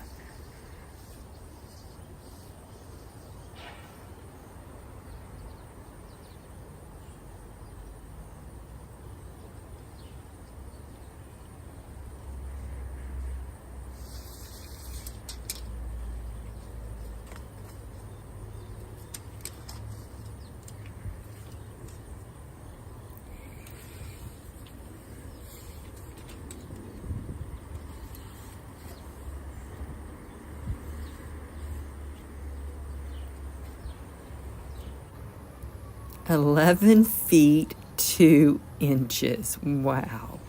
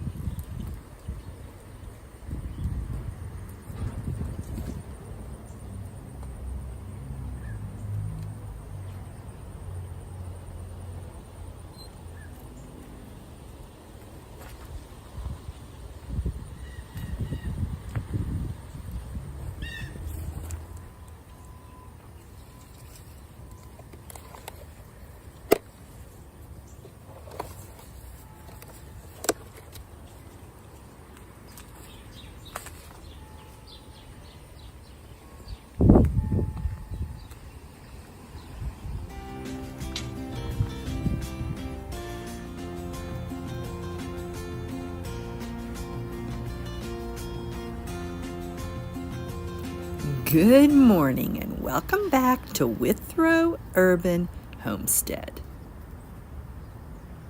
Today it's time to harvest our stevia.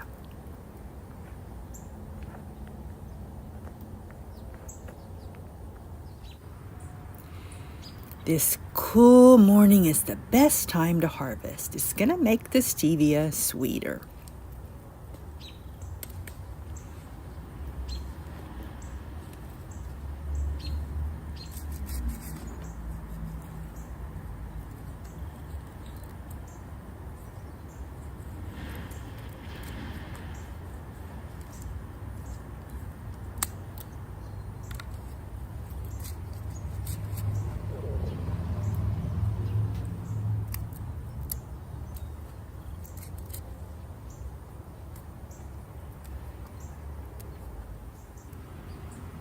Now, in my experience, homegrown stevia doesn't taste exactly like store-bought.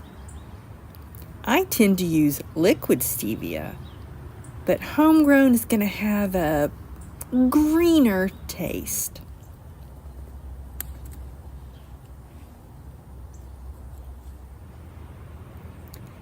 It's going to be sweetest right up here at the tips. The young, tender, light green parts. There's no green taste. So it's possible just to harvest the tips, but that's going to require growing a lot of stevia. And I only have this one plant.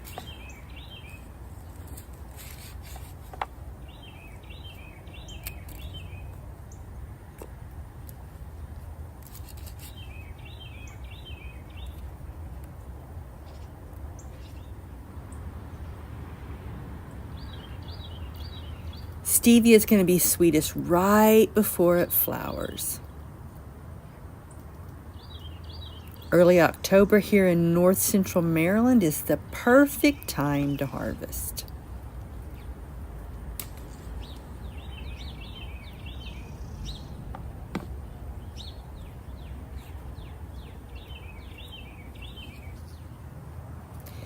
Any obviously damaged leaves, like I just saw one. Where is it?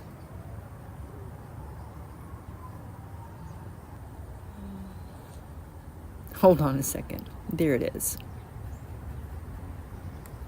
Just discard that. You don't want to use those.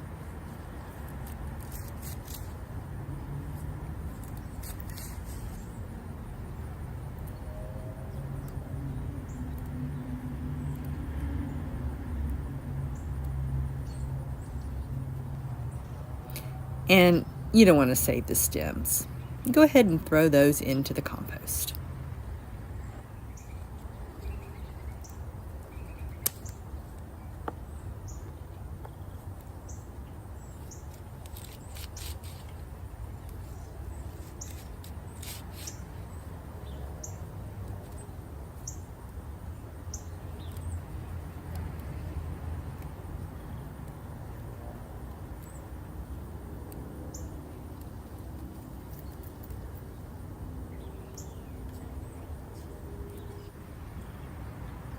Now I'm going to wash these and I'll strip off the rest of these leaves.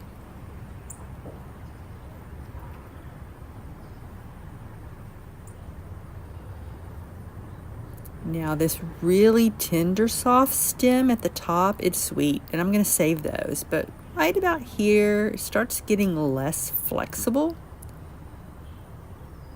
And those aren't worth saving. And of course, not the stems. These are too tough.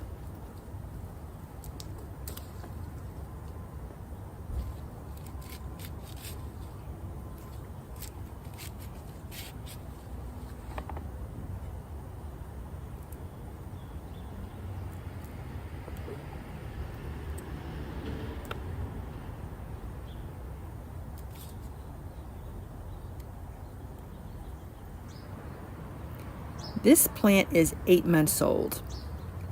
I started under lights down in my basement back at the beginning of February. It's exactly 8 months old.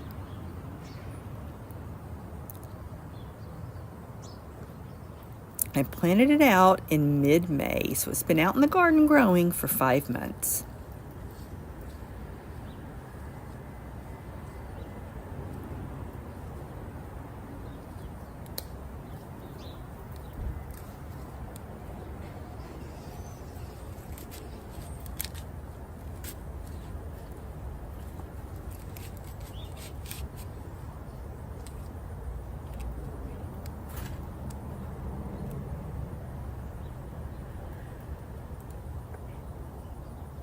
It's sticky. Now my plan is to preserve the stevia 2 ways.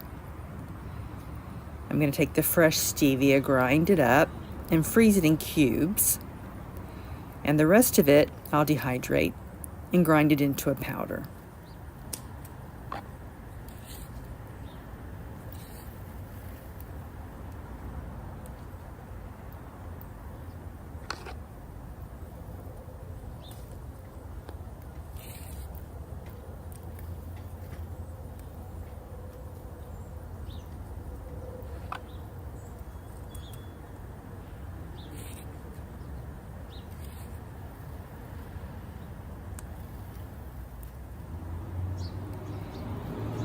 Now you can steep the stevia and make a liquid with either water or vodka.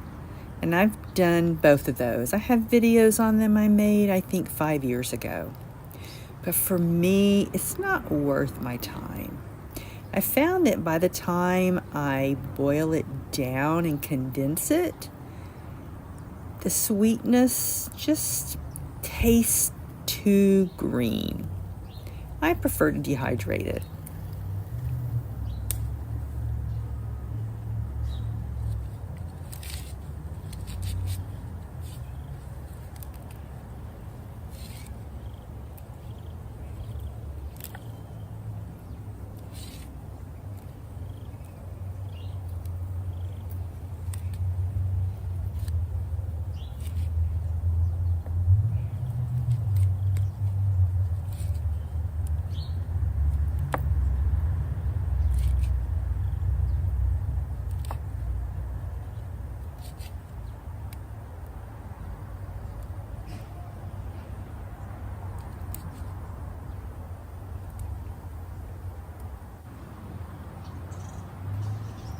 So I think the fresh or frozen leaves are best in teas.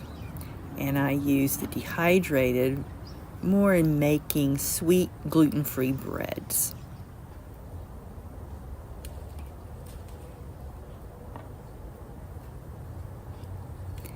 Now something like this, be careful, that might be bird droppings.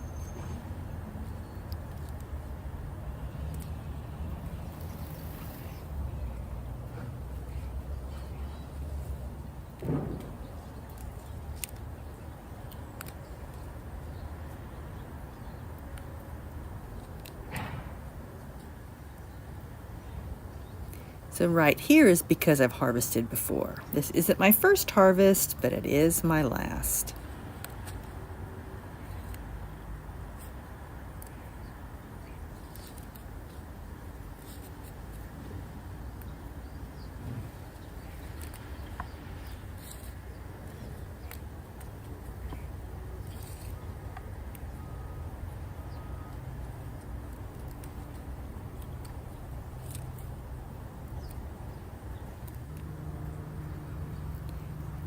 I don't use homegrown stevia in desserts.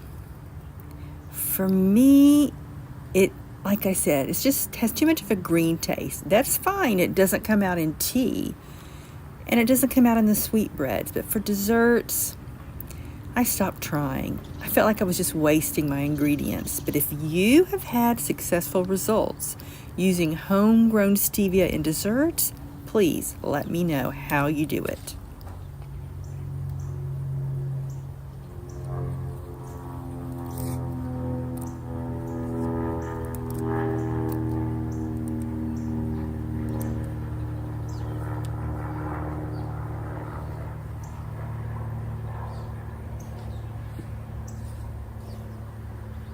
Not bad for just one plant.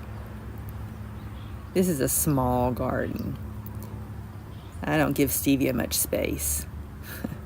Birds are busy over there. Curious who that is. A lot of our songbirds, they've left and gone south. But I think there's 1 or 2 catbirds left. One of them calls to me every morning in the garden. Yeah, they're over there eating some berries. Let's get this in the house and fill it up with some water.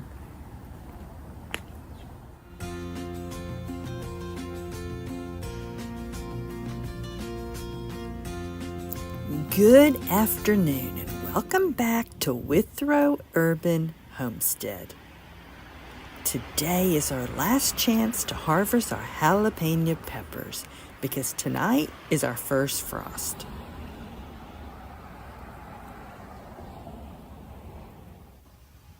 Now remember, we left these 2 plants because this summer our big, beautiful marigolds were blocking their sun. Now the cayenne peppers along this other side did well because they were a taller plant. But these 2 guys struggled, so we left them for last.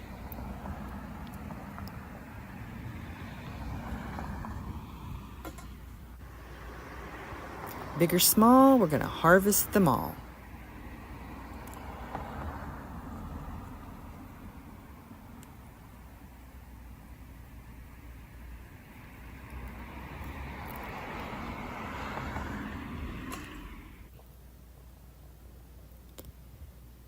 Both spicy, hot, and sweet peppers, you have to start inside under lights because they take a long time to grow. We started these way back in February, 8 months ago. Here in north central Maryland, we plant them out mid-May.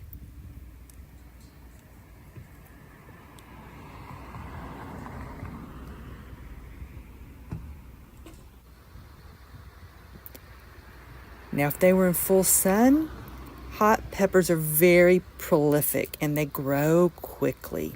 So I don't grow them every year. I tend to grow them every other year.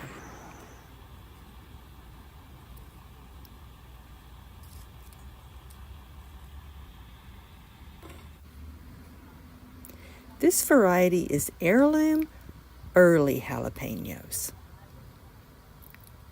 I tend to save my own seeds, but for jalapenos, you need to make sure they're ripe and red. We don't have any red ones, so when we're finished harvesting, we're going to leave one or two on the plants, pull them up, and hang them upside down in the garage and see if they'll ripen.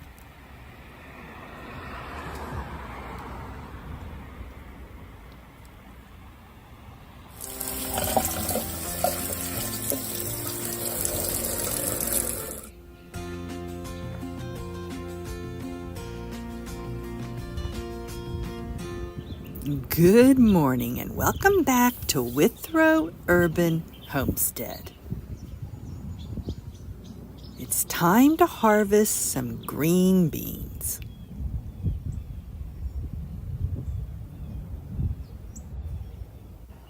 I want to harvest some of the young, thin, immature beans,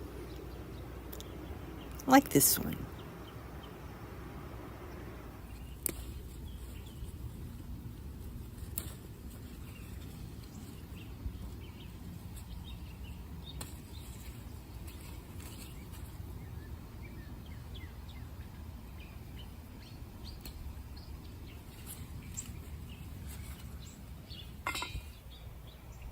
These are good too.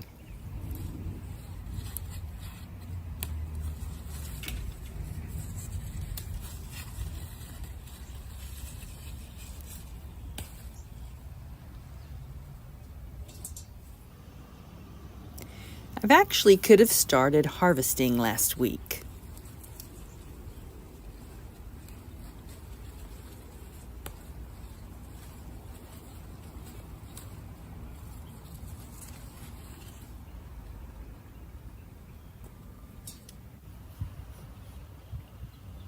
That's from only 3 plants. I think I'm gonna need a bigger container.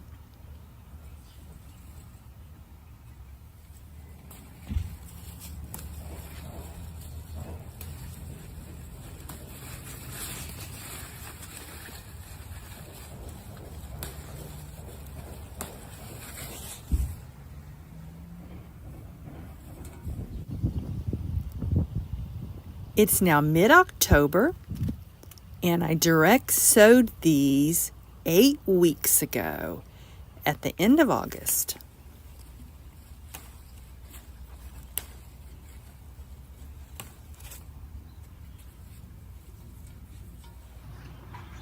The variety is heirloom contender bush green beans.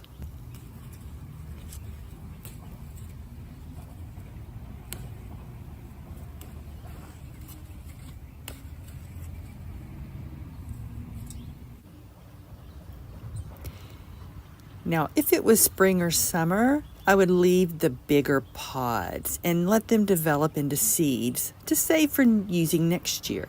But in the fall, I don't think there's enough time. Typically in spring and summer, I'll leave the first 5 plants and I won't touch them. I'll leave those to dry and develop into seed for next year.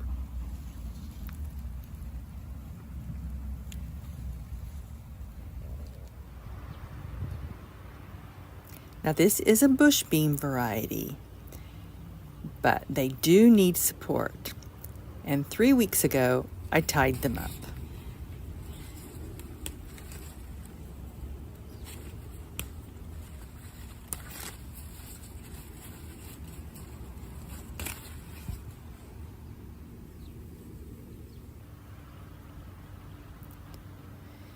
I think we need to go get a bigger basket.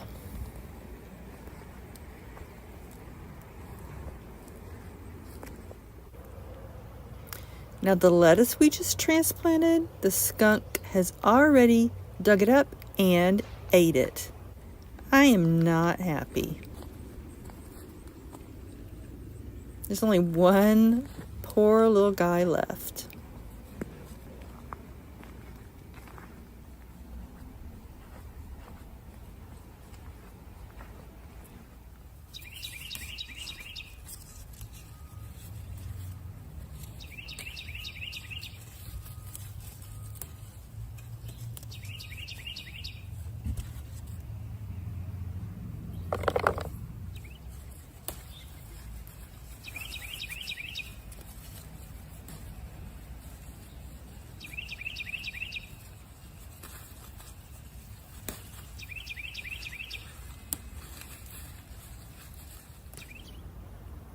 Now here in north central Maryland, zone 6B, 7A, fall green beans, they're so easy to grow. I don't have to water them or feed them or anything.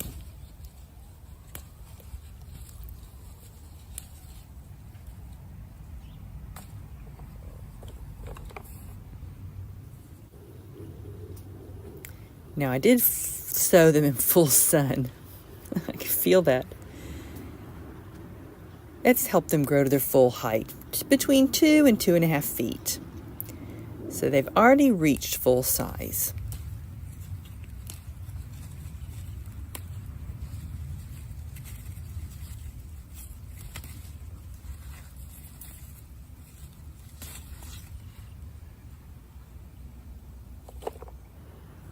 Now these little guys are shorter because the afternoon sun gets blocked in this area, but they're still full of beans.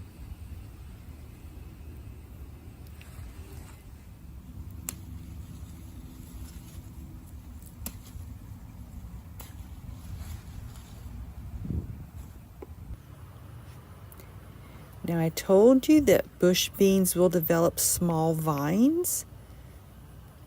Now they're not a pole bean, but that is in their genetics because they all came from pole beans way back. But let me show you an example of what I was talking about.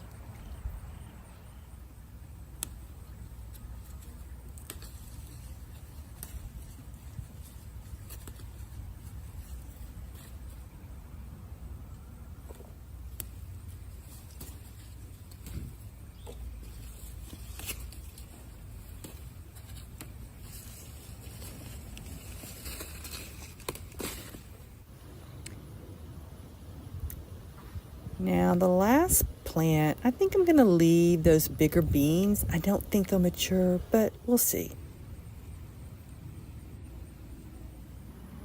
After you harvest, check one more time. Green beans like to hide.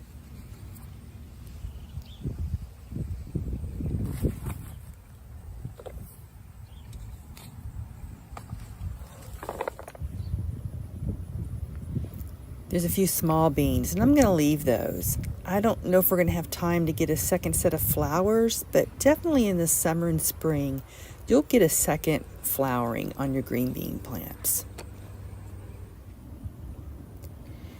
I was thinking about covering these with fleece.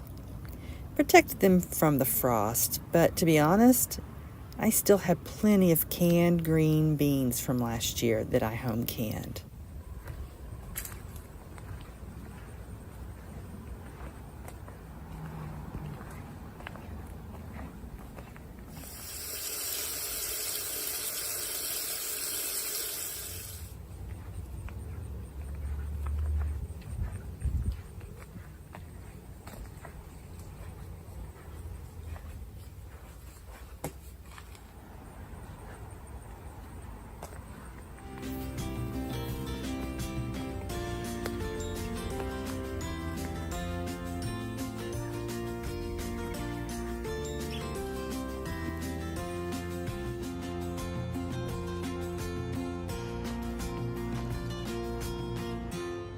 Good morning and welcome back to Withrow Urban Homestead. My name is Judith and today is October 26th and time for our last green bean harvest.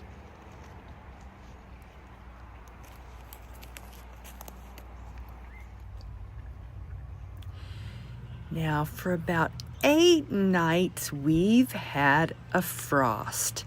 But the green beans have survived with a little bit of damage. Let me show you.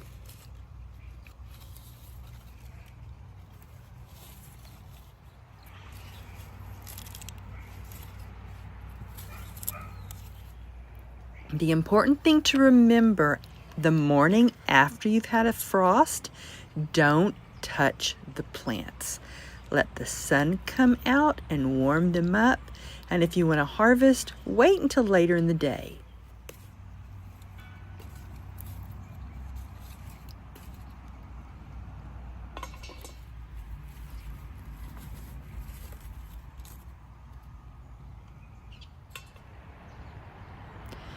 We harvested these together 11 days ago, and we left the small beans and they did grow.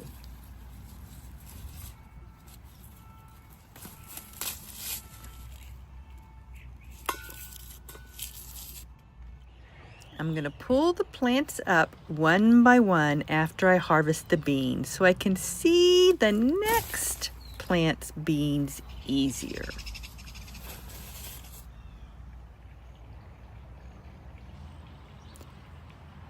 Now we left those big beans to see if they would mature so we could save them for seed, but like we thought, there wasn't enough time. If you want to save green bean seeds, do that with your spring and summer crop.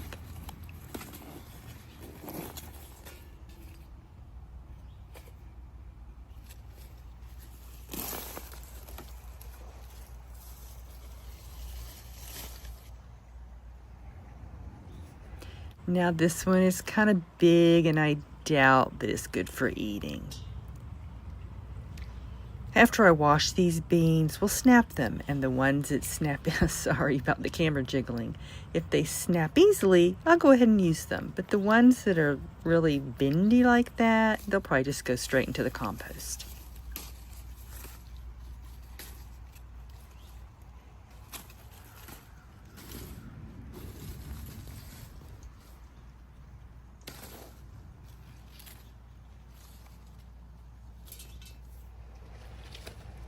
Remember the vine that we saw that had hooked onto the strawberries?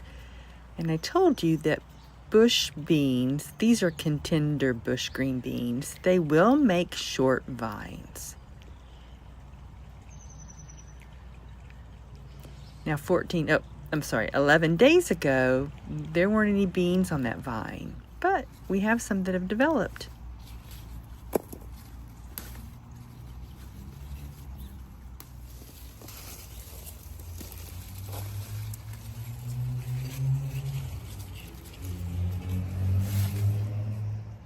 I mentioned in our recent harvest video that spring and summer green beans will produce a second set of flowers. But in the fall, they've not had enough time.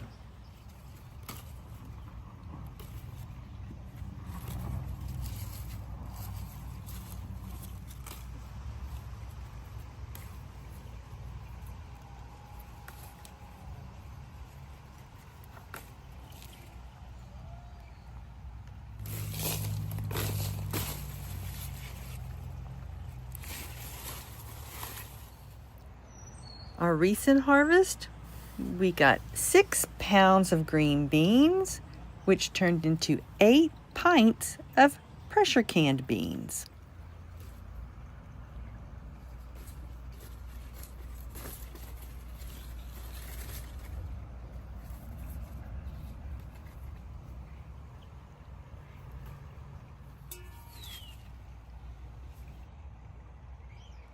Now, if this is your first time growing green beans and you're curious how to cook them, I have a video where we used canned green beans with bacon, just like my mom used to make.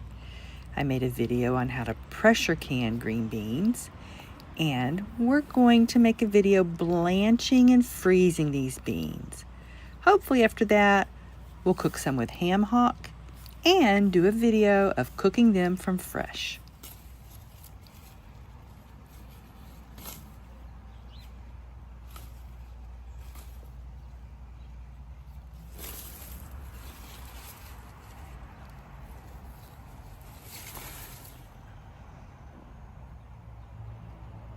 My neighbor's tomatoes are still alive. They've survived the frost, and I think those are the tomatoes that we gave the community for free.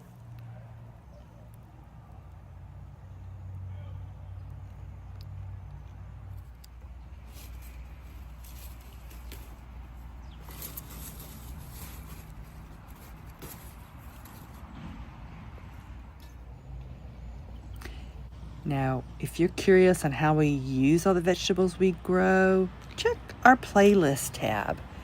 We have a playlist for each of our veggies, and specifically for the green beans, I'll add that green bean playlist in the description, and it covers about growing them and how to use them.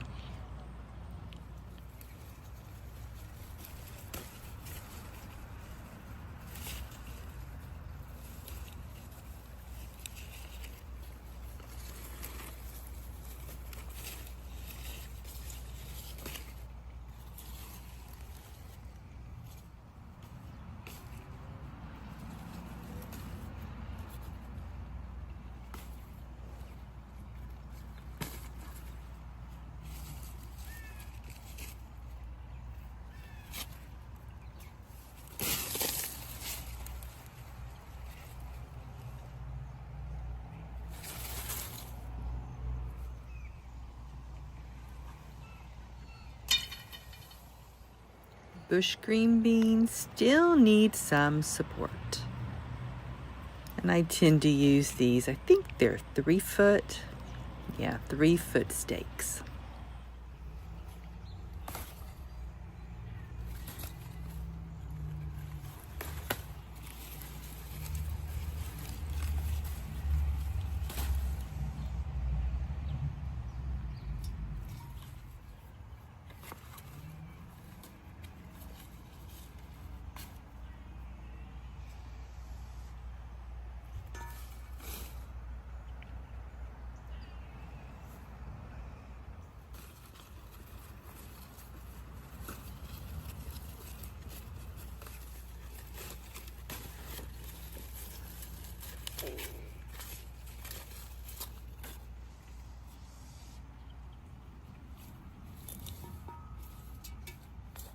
We have 2 plants left to harvest.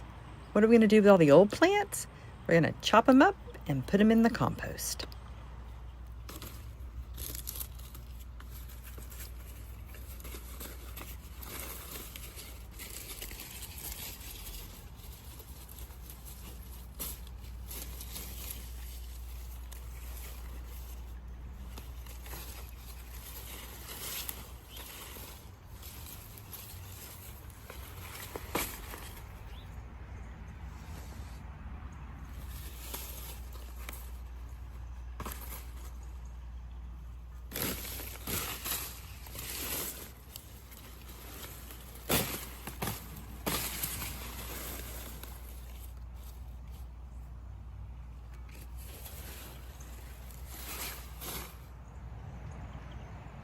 Not bad.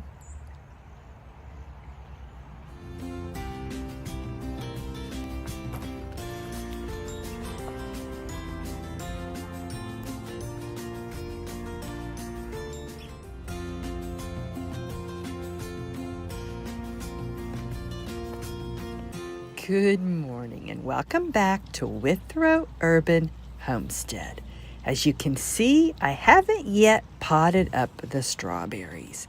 I realized first I need to harvest some mint because in the front garden, we're going to lay down cardboard before we plant these strawberries, and it's going to cover up the mint, so I want to get it pulled out.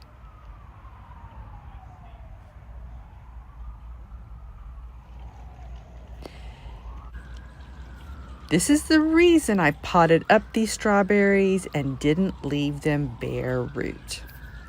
If you notice, we have mint in the back garden too.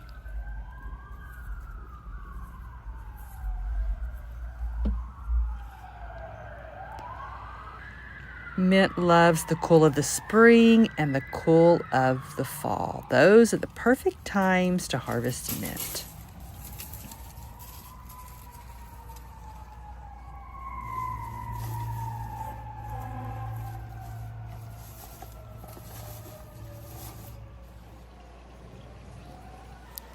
Mint spreads easily. It's very invasive.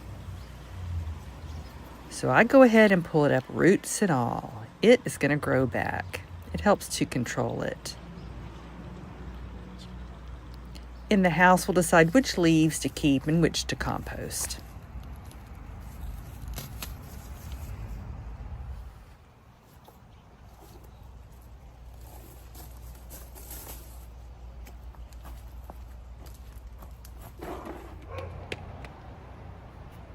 See the cardboard down here? That's another way I control mint. In the fall, I lay down new cardboard to block weeds, and the mint, it finds the cracks and crevices and the edges, and that's where it grows through. And that's what I'm harvesting, but most of the mint is blocked by the cardboard.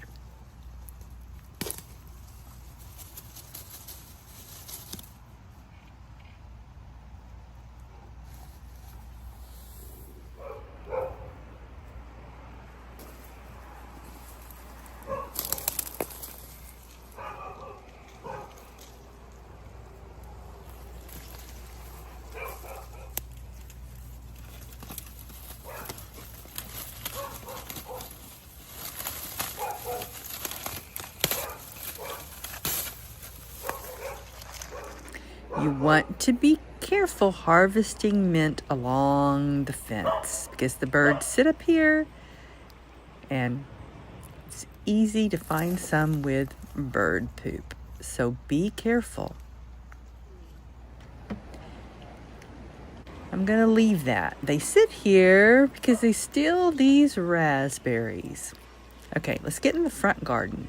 Most of what I want to harvest is up there.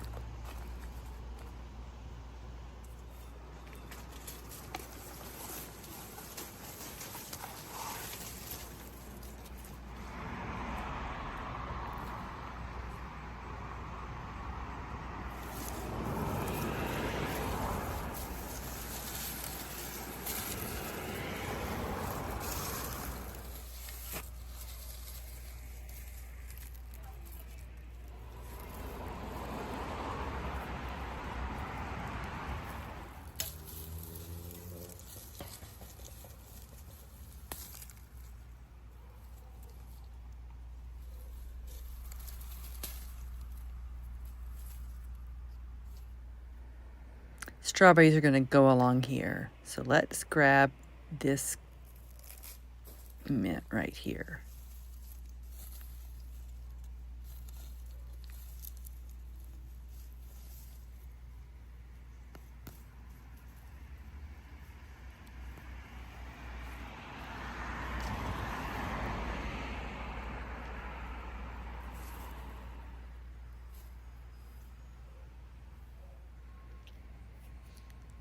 See the root system?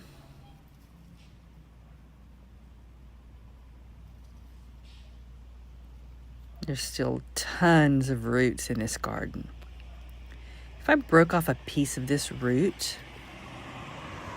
and I planted it, it would grow. It is a tough plant. It's really best to harvest in the spring. The fall, you're going to have smaller leaves. But this is my last chance to harvest mint because soon we're going to get our first freeze. Not frost, freeze. And these leaves will be damaged.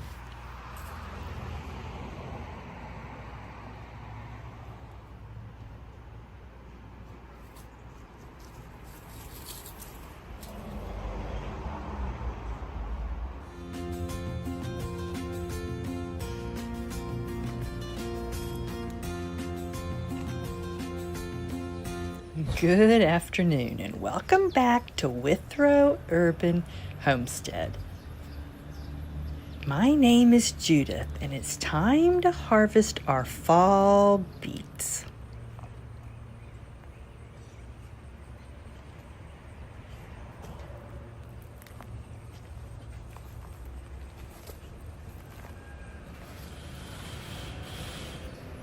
This netting is to protect the beets from digging skunks and squirrels. But let's get it off.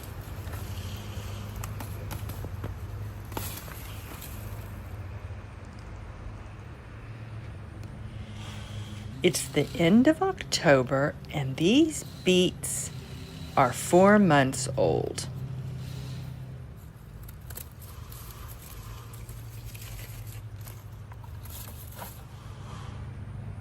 We're going to go ahead and cut off the greens. Now remember in the spring how beautiful the green tops were, and we saved plenty.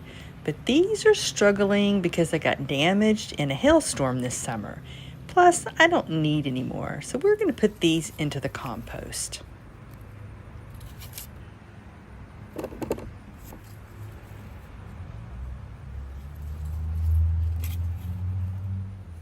That's all hail damage. I think it held for 20 minutes straight.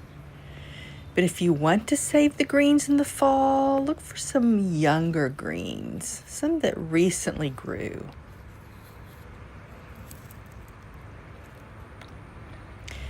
But like I said, I've already saved plenty. You want to eat a variety of greens. Beet greens are high in oxalates, and too many can cause problems. So always eat a variety.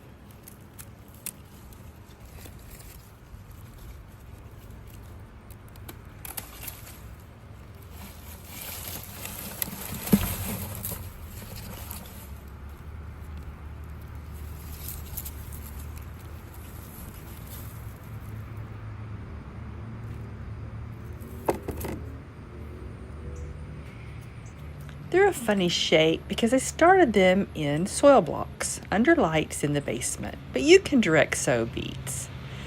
Transplants do best in my no-dig garden.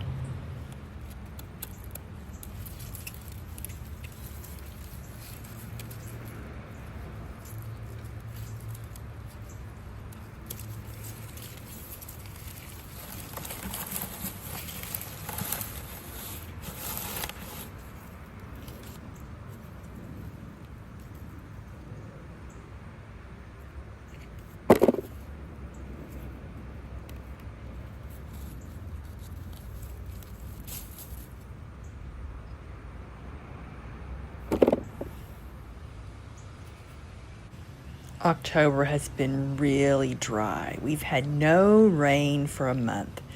That's why some of the beets are still really small. They just basically stopped growing.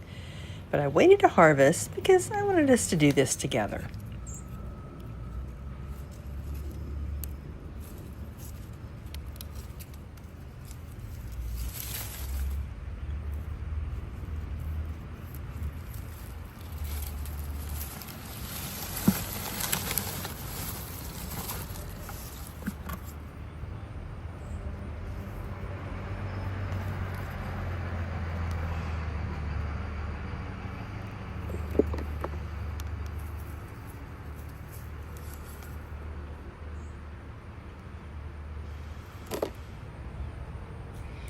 Some are small, and those are the perfect size for dill salad.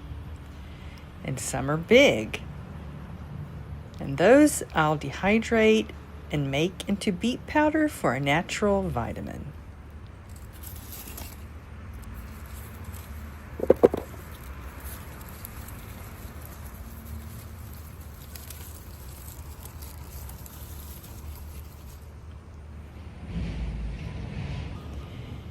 I planted these out 14 weeks ago, so they've been outside growing about 3 months.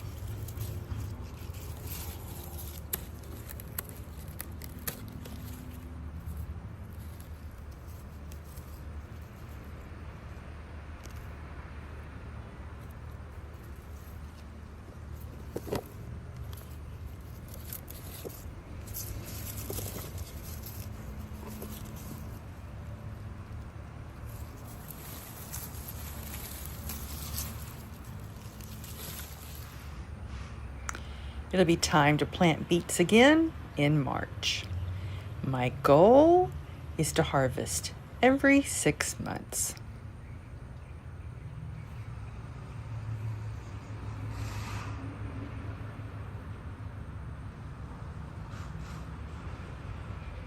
The bees are still around. They're enjoying those marigolds.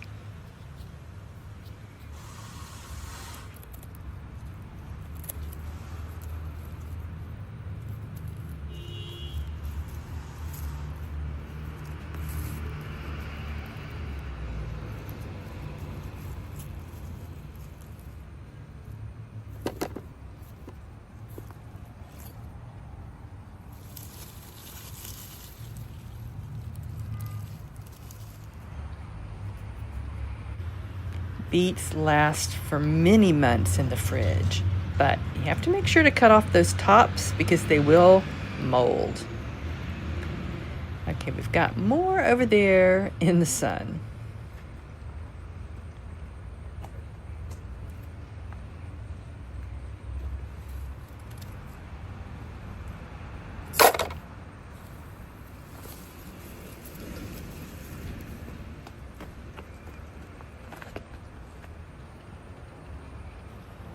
Now, both of these patches are the variety Detroit dark red beets.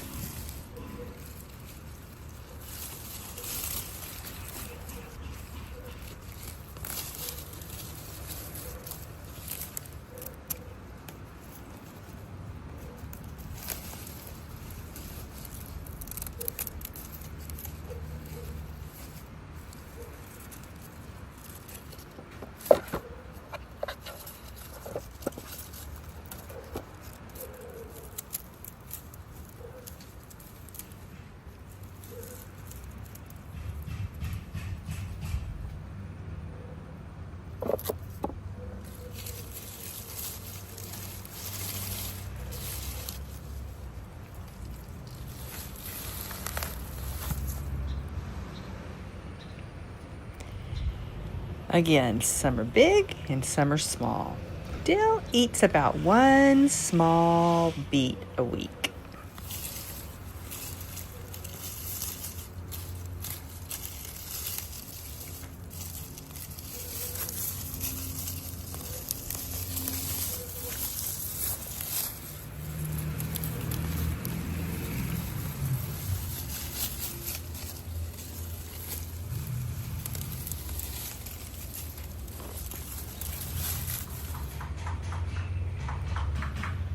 Some of these have started to split, and I think it's because it's hotter here because there's more sun, which is making them drier.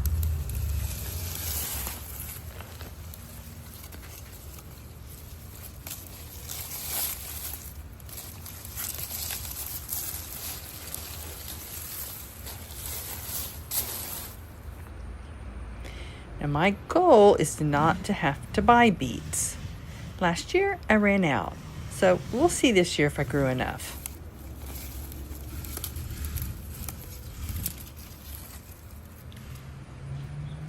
Next, we need to harvest the carrots.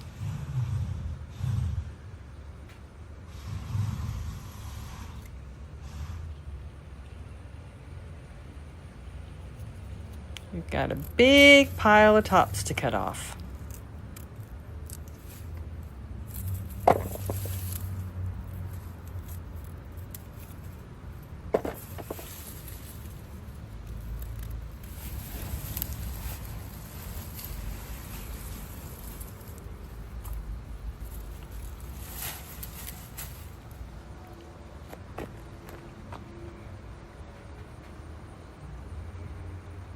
I'm satisfied with that. I'm happy.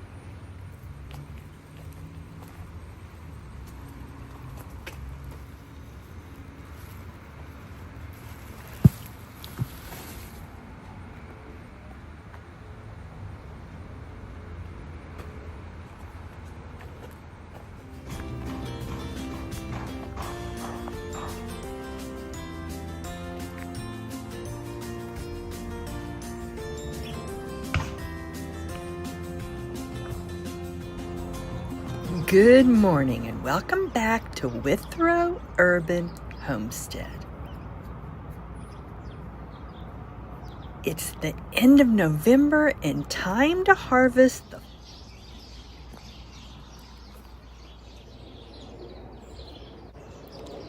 Now we sowed our fall carrots at the beginning of August, about 3.5 months ago.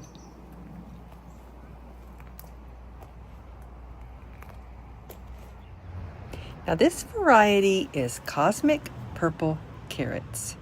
Originally, they were free seeds from Baker Creek many years ago. But these specific carrots were grown from my own saved seeds. I think I've been saving seeds for 3 years. And I need to remember to leave one to make seeds for next year. I hope I don't forget.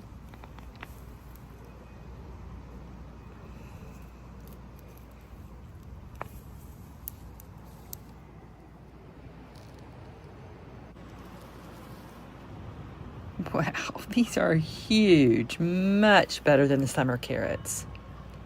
And these are going to be sweeter too. So they could have been harvested in October, but it was like summer weather and the beginning of November too. So I purposely waited for the weather to cool off to make the carrots sweeter. We'll see if they're all that big. Now, 3 days ago, I harvested one for Dale and it was big like this, but it was still sweet.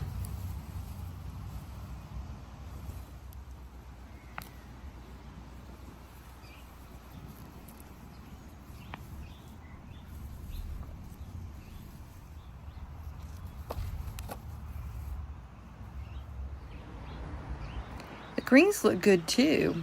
I wasn't sure if I wanted to save them or not, but most of them look healthy.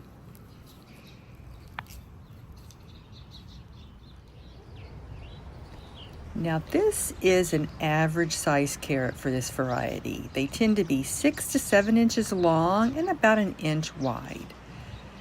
So this is an average size. And a beautiful purple color.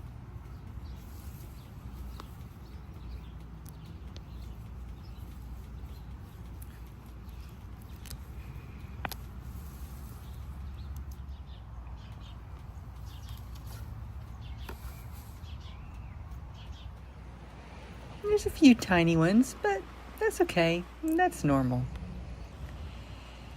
Now I need to remember to leave, I think I'm going to leave these 3. So I probably need to mark them somehow, so hang on a minute.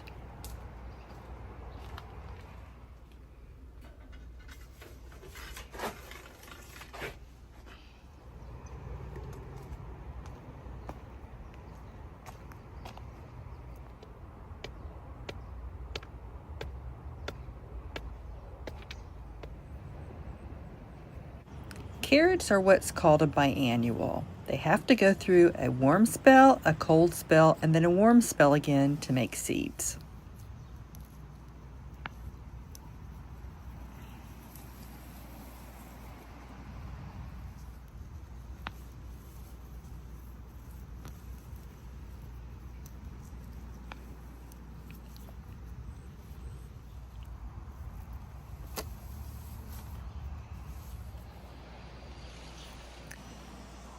Now, I sowed these at the beginning of August, and I did water them every day until they germinated. And then probably for about a week after they came up.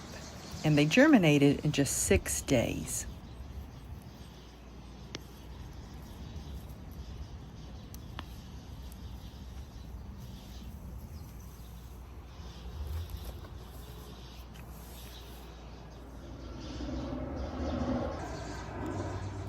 Perfect timing because Dale, my husband, we use carrots mainly in his salads, and I just ran out.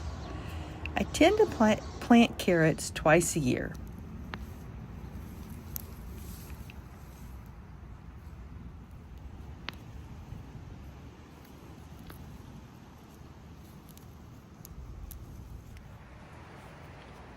Now this soil is very soft.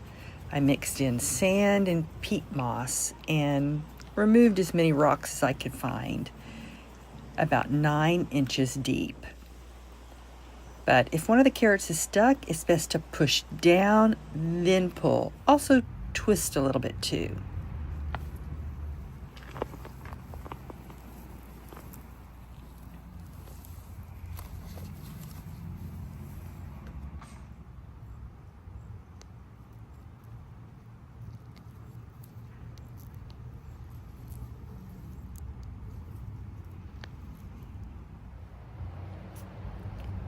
Now, it can take carrot seeds up to 21 days to germinate, and sometimes the small carrots are from seeds that germinated after I had thinned the carrots. And sometimes the smaller carrots are in the middle and the leaves get shaded out. But most of these are a good size and they are going to last.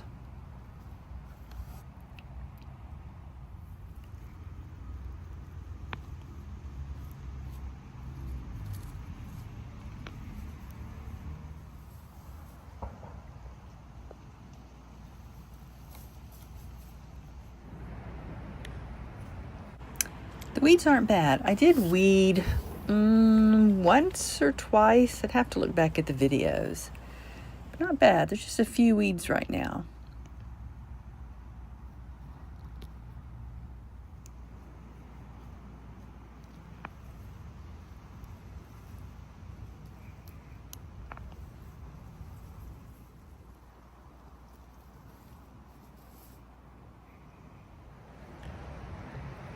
Now I'll sow again in April. I think it's mid-April here.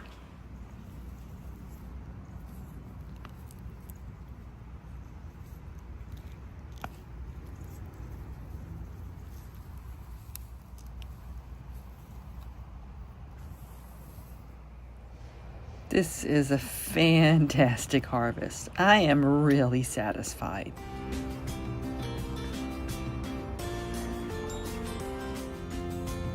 Good morning and welcome back to Withrow Urban Homestead. Tomorrow is Thanksgiving and today it's time to harvest our fall red cabbage. Now this variety is Acres Red Cabbage, planted 3 months ago in mid-August.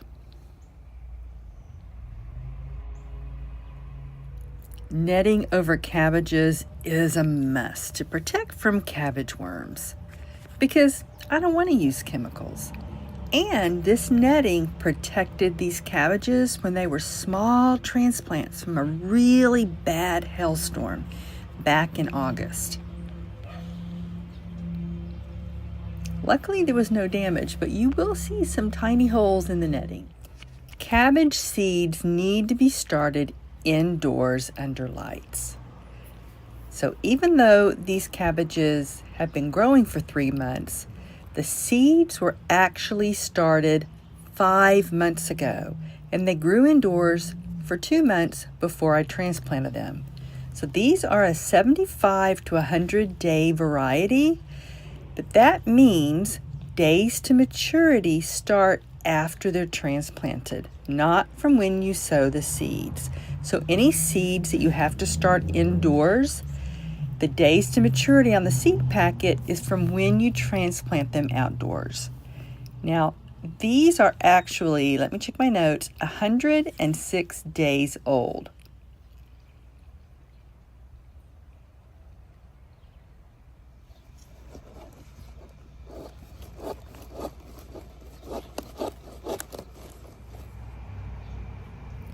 Any damaged leaves, I'm not going to save. Now the spring cabbages that we harvested in the summer, most of the big leaves were usable. But these have some slug damage, so I'm going to break off the damaged leaves. Any good leaves we'll keep.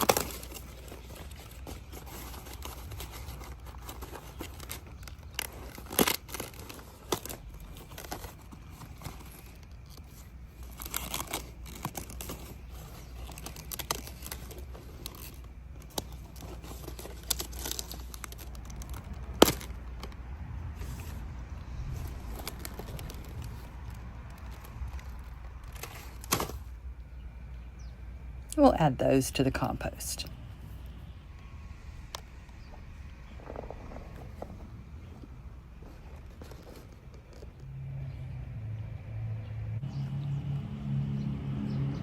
Those leaves we're going to save and dehydrate and add to our greens powder.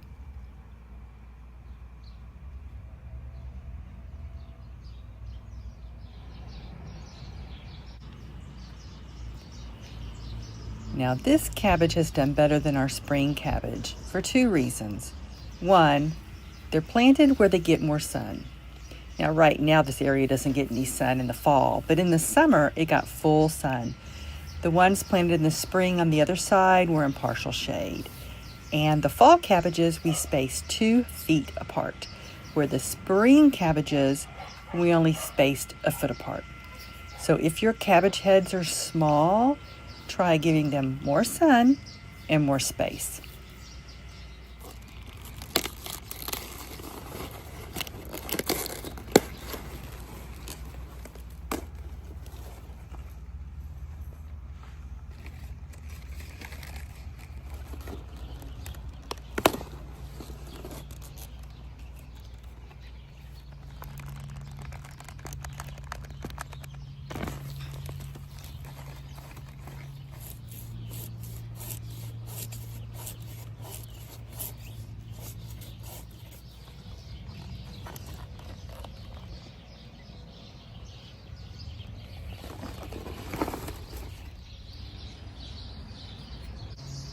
Stem is really thick. Look at that. But that's good. And this one has better leaves on the outside that we're going to save. Okay, one more to harvest.